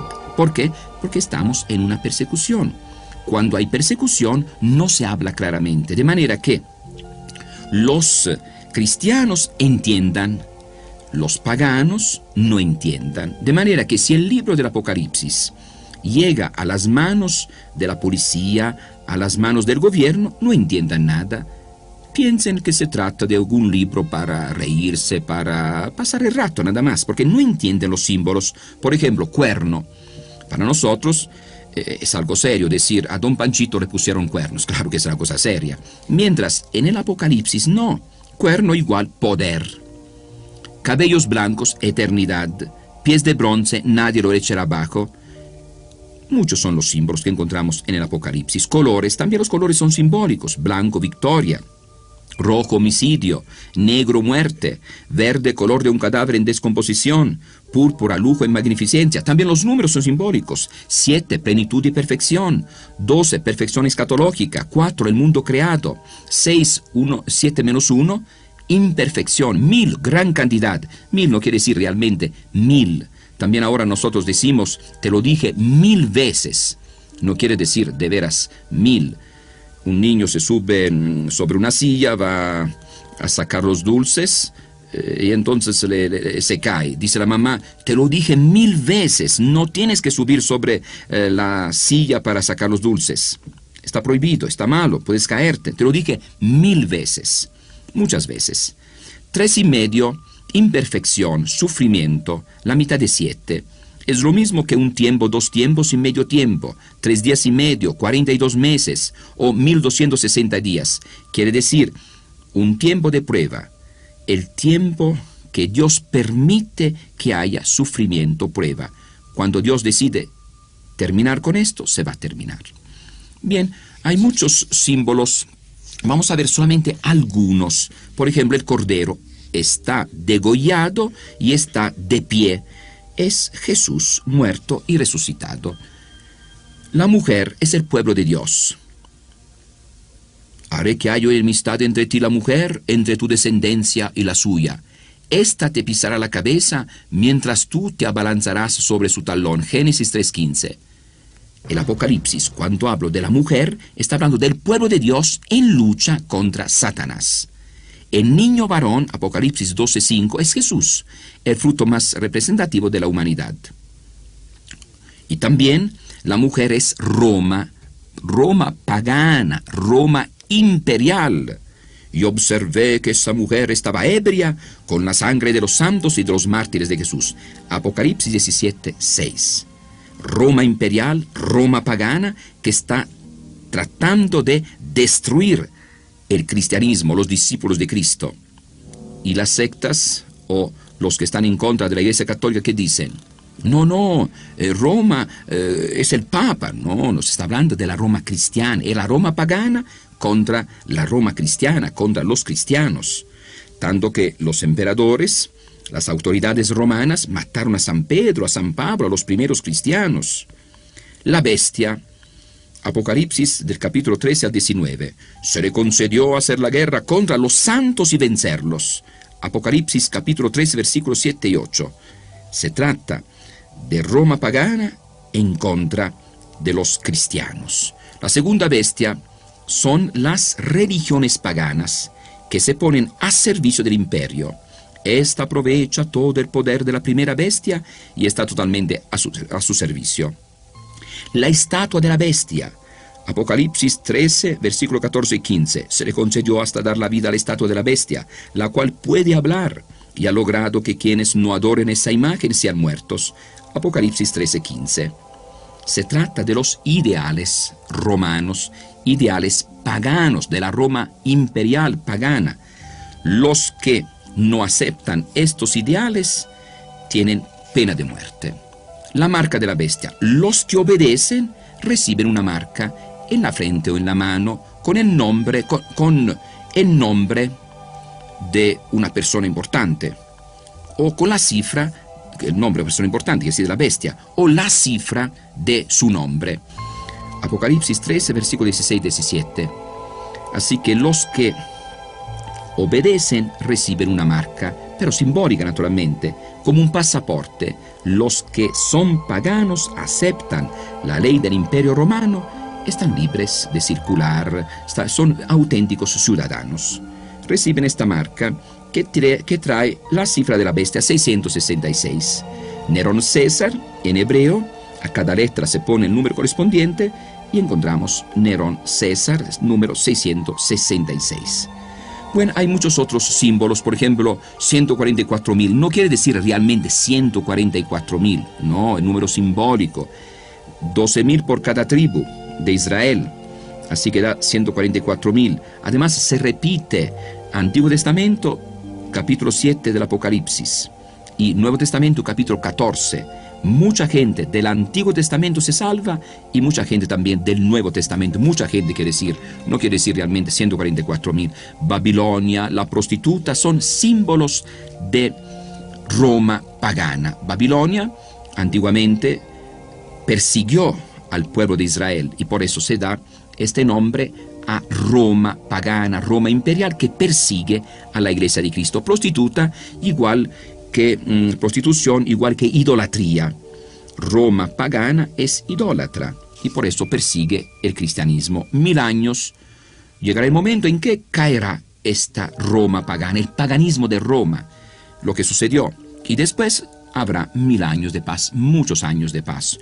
Durante este periodo, los que fueron fieles a Cristo recibirán honores con Cristo. Apocalipsis capítulo 20, versículo 4. Después había tronos y quienes se sentaron en ellos con poder de juzgar. Vi entonces las almas de aquellos a quienes les cortaron la cabeza por haber sostenido las enseñanzas de Jesús y a causa de la palabra de Dios. Vi a todos los que se negaron a adorar la bestia o su imagen, o a recibir su marca en la frente o en la mano. Volvieron a vivir y reinaron 1000 años con Cristo. Son los santos, los que dieron la vida por Cristo durante la persecución de Roma imperial, Roma pagana. Al terminar la persecución, estos recibieron honores de parte de la iglesia. Los honores que nosotros rendimos a los santos que están con Cristo gozando. Y después de mucho tiempo, 1000 años, mucho tiempo, como que Satanás se va a soltar. Habrá una grande prueba y habrá la conclusión. Los que habrán sido fieles a Cristo, la gloria, y los demás van a sufrir. Así que, así termina el Apocalipsis con esta visión de la Nueva Jerusalén, la ciudad santa, donde están con Cristo, están gozando todos los seguidores de Cristo. Conclusión, el Apocalipsis es una obra de arte en la cual vemos a los auténticos discípulos de Cristo en una lucha para seguir a Cristo.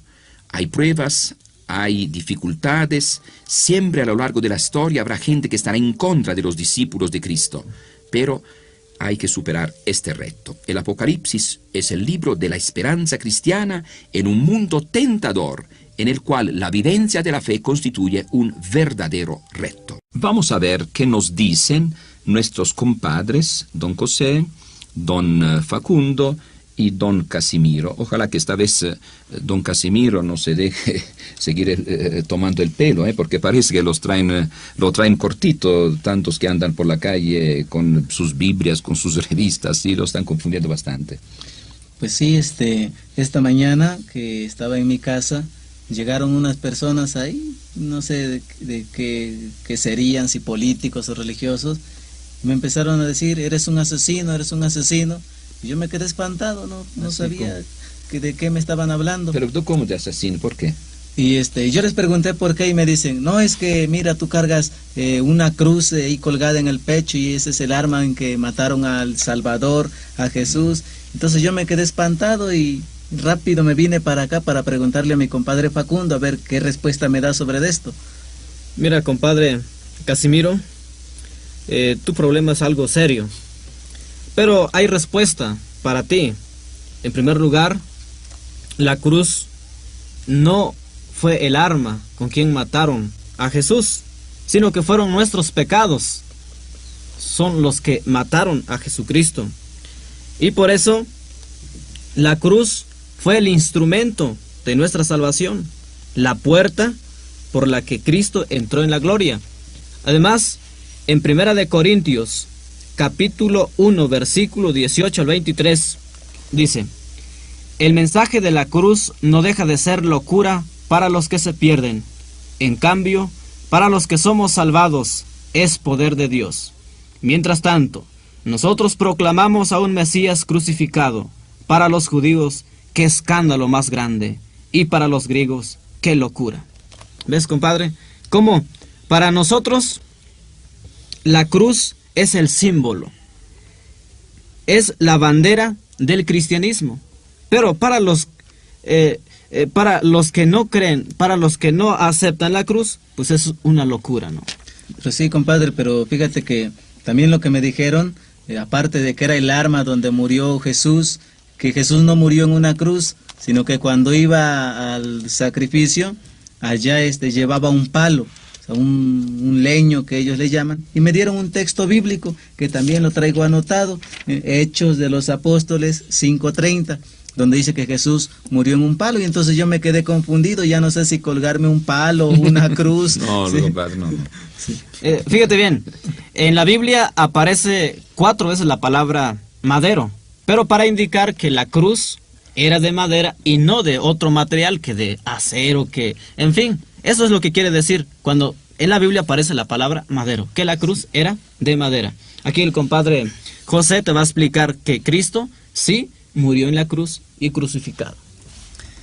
Compadre Casimiro, estos problemas que para ti son grandes, para nosotros es como el pan de todos los días. Hemos aprendido ya a solucionarlo. El hecho de que te hayan enseñado que Cristo murió colgado y tú has leído algunas citas bíblicas, la misma Biblia nos aclara muy claro. Mira, esos hermanos que andan con un folleto en la mano, que andan enseñándole a las familias, a las señoras, a los jóvenes, y muestran la revista. Si te diste cuenta, si no, vas a ir dándote cuenta mejor, muestran que Jesús muere colgado en un madero. Ahora, En un palo, ponen un tronco de árbol, así un palo. Ahora te voy a decir la cita bíblica para que entendamos esto. Mateo, capítulo 27, versículo 37. Escucha lo que dice. Encima de su cabeza habían puesto un letrero que decía por qué lo habían condenado. Este es Jesús, el Rey de los judíos. Dice, encima de la cabeza habían puesto un letrero que decía por qué lo habían condenado. Si Jesús hubiese sido colgado, la Biblia dijera encima de las manos. Y aquí nos damos cuenta que dice encima de su cabeza. Porque el letrero era un letrero grande, no era un letrerito así chiquito, se veía desde lejos, además escrito en 3 idiomas.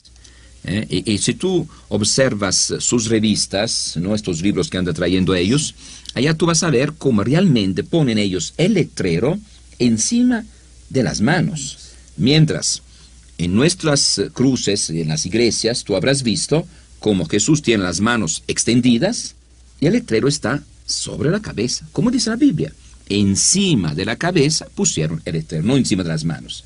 Allá se ve cómo están equivocados. Nada más que lo único que yo no entiendo es de que por qué nada más a mí me visitan y a mi compadre Facundo, a mi compadre José, pues no los visitan seguido y yo soy el que estoy pagando el pato por todos ellos. Bueno, pues ellos son listos, ellos ven bien y ven que a alguien le falta algo, van a casa de él. Pero mira, hay otra cita bíblica muy clara. Si dicen ellos que Jesús murió colgado en un palo, solamente fue clavado con un clavo. La Biblia aclara esto. El Evangelio según San Juan, capítulo 20, versículo 25. Escucha, compadre, que dice: no creeré sino cuando vea la marca de los clavos en sus manos, meta mis dedos en el lugar de los clavos y palpe la herida del costado. Aquí está claro. Santo Tomás dice que él necesita ver la marca de los clavos. No dice clavo, sino clavos. Y luego dice en sus manos. Sí, porque si te fijas en los dibujos de ellos, están las dos manos juntas y hay un solo clavo. Mientras no es así. Entonces diría, si hubiera sido así, hubiera dicho, quiero ver el lugar del clavo. El clavo. Mientras no, dice de los clavos, que quiere decir que las manos estaban separadas. Manos extendidas, separadas en dos clavos. Solamente con esto nos damos cuenta de que realmente estos que andan diciendo todas estas cosas, todos estos dibujos que hacen, estas cosas, están inventando todo, porque los romanos no crucificaban así la gente. Y la Biblia dice, claro, naturalmente, dice, letrero sobre la cabeza, entonces las manos abiertas, dos clavos, no un solo clavo. Está. Por último, mira, como te quiero decir que pues ya no te dejes tomar el pelo si no vas a quedar calvo al final. Mejor ponte a cantar esa canción que dice: la barca en que miré lleva una cruz de olvido. ¿Entendido? Mejor ponte a cantar que esa persona.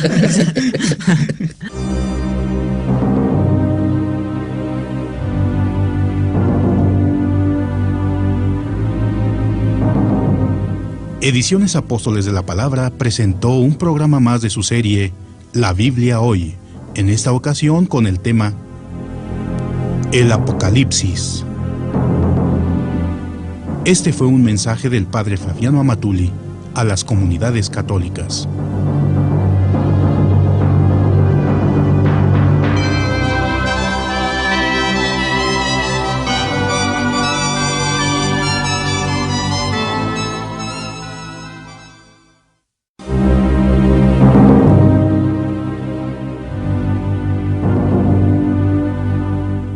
Ediciones Apóstoles de la Palabra presenta un programa más de su serie La Biblia Hoy, en esta ocasión con el tema El fin del mundo. Un mensaje del Padre Flaviano Amatuli a las comunidades católicas.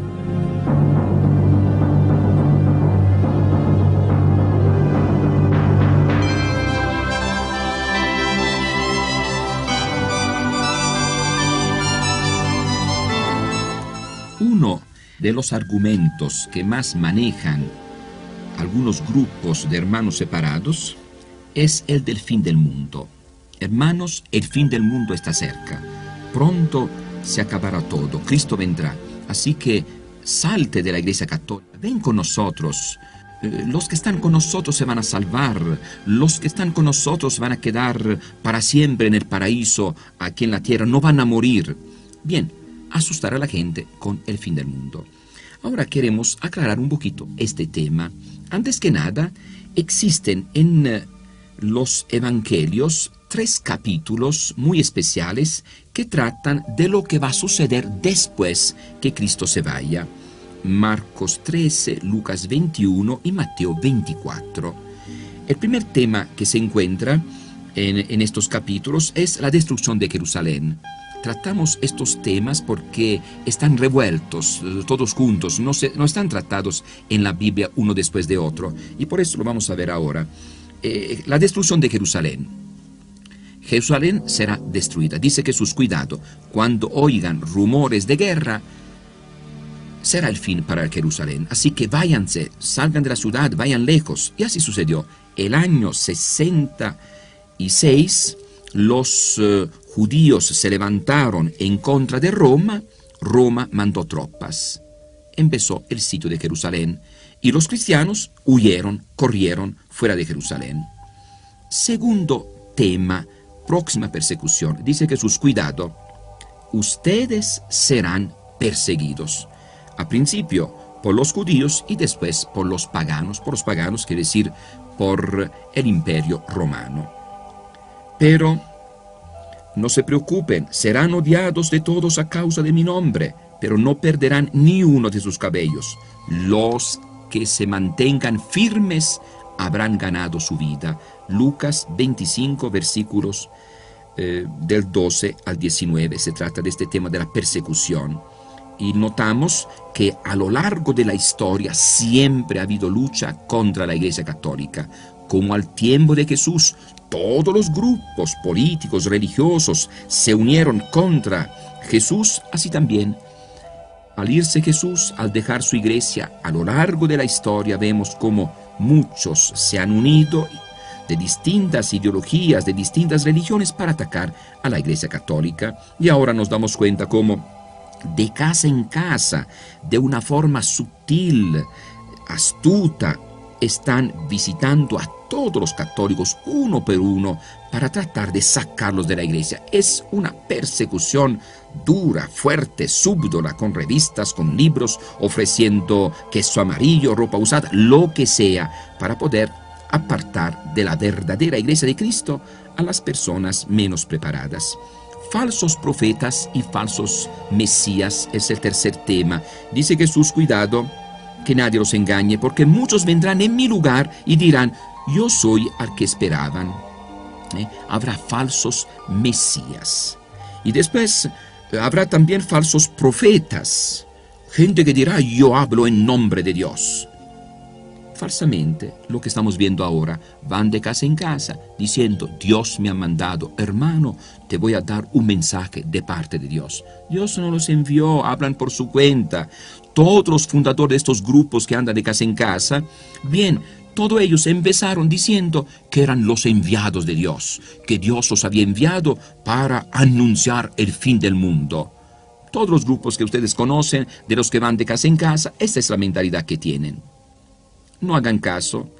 Anunciaron el fin del mundo para el año de 1914 y no sucedió nada. Otros en el siglo pasado, 1843, y no sucedió nada. Hace 15, 20 años dijeron que el fin del mundo estaba cerca. Nada. Ahora dicen el año 2000. Olvídate. Son cuentos. Son trucos para confundir. Son trucos para enredar, para asustar a la gente.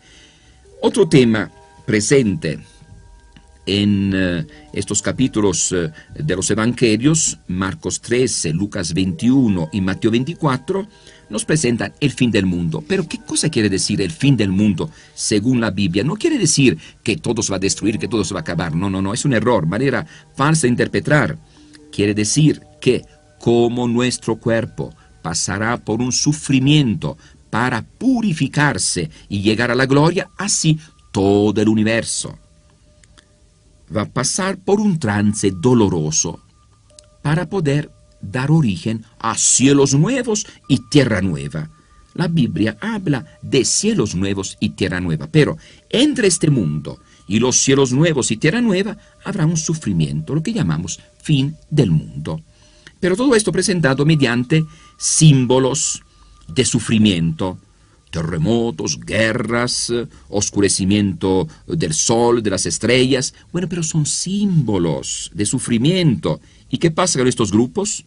Hermano, hay un terremoto, quiere decir, pronto llegará el fin del mundo. Un eclipse del sol, pronto llegará el fin del mundo. Una enfermedad, pronto llegará el fin del mundo. Una guerra, pronto llegará el fin del mundo. Pero no saben que siempre ha habido guerras, siempre ha habido eclipse del sol, siempre ha habido enfermedades. Han confundido lo que son símbolos de sufrimiento con lo que son señales. ¿Cuáles son las señales que presenta realmente la Biblia? Las señales que presenta la Biblia son: el Evangelio de Cristo será predicado por todo el mundo. Marcos 13:10.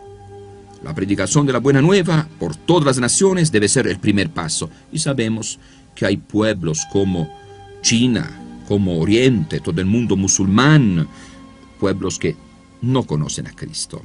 Y otra señal, el pueblo judío aceptará a Cristo como el Mesías esperado.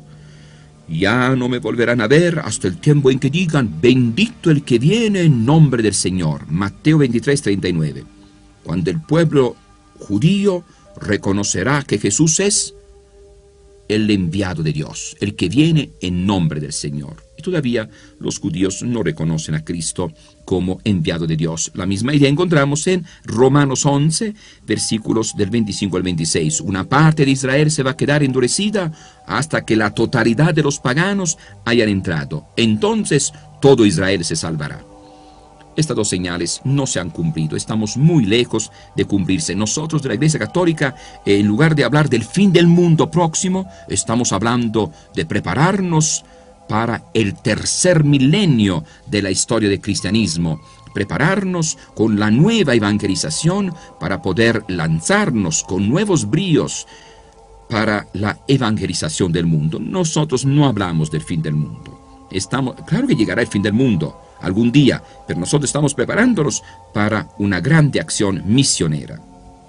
La misma Biblia dice claro: en cuanto se refiere al día y a la hora, no lo sabe nadie, ni los ángeles de Dios, ni siquiera el Hijo, sino solo el Padre. Mateo 24:36.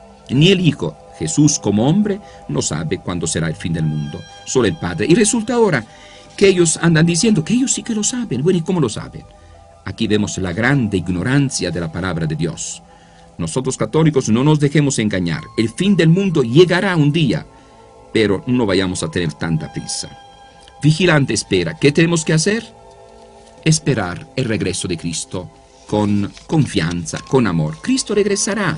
Un día regresará con poder y gloria. Dicen algunos grupos que Jesús ya vino. El año de 1914 ya vino, pero secretamente nadie lo vio. Son cuentos. Jesús no ha venido. Cuando vendrá Cristo todos lo verán, entonces aparecerá en el cielo claramente la señal del Hijo del Hombre. Mientras todas las razas de la tierra se golpeen el pecho, verán al Hijo del Hombre viniendo en las nubes del cielo con el poder y la plenitud de la gloria. Cristo vendrá pero con poder y gloria, y todos van a pedir perdón a Cristo por haberlo ofendido. Así que lo que nos queda es esperar el regreso de Cristo con confianza.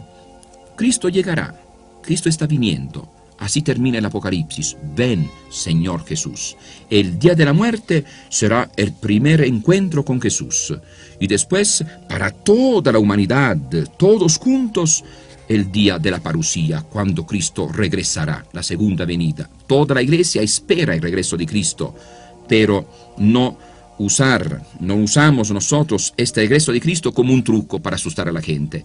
Para los que de veras aman a Cristo, para los que esperamos a Cristo, que luchamos por seguir sus enseñanzas, el día del regreso de Cristo, el día de nuestra muerte, el día del juicio final, será un día de triunfo, de gloria y no de miedo. Así que no nos dejemos enredar por estos hermanos que andan de casa en casa asustando a la gente, asegurando que saben la fecha, que saben cuándo regresará Cristo. Nada de todo esto. Cristo vendrá, lo esperamos, tenemos mucha alegría pensando en esto, pero no tengamos prisa.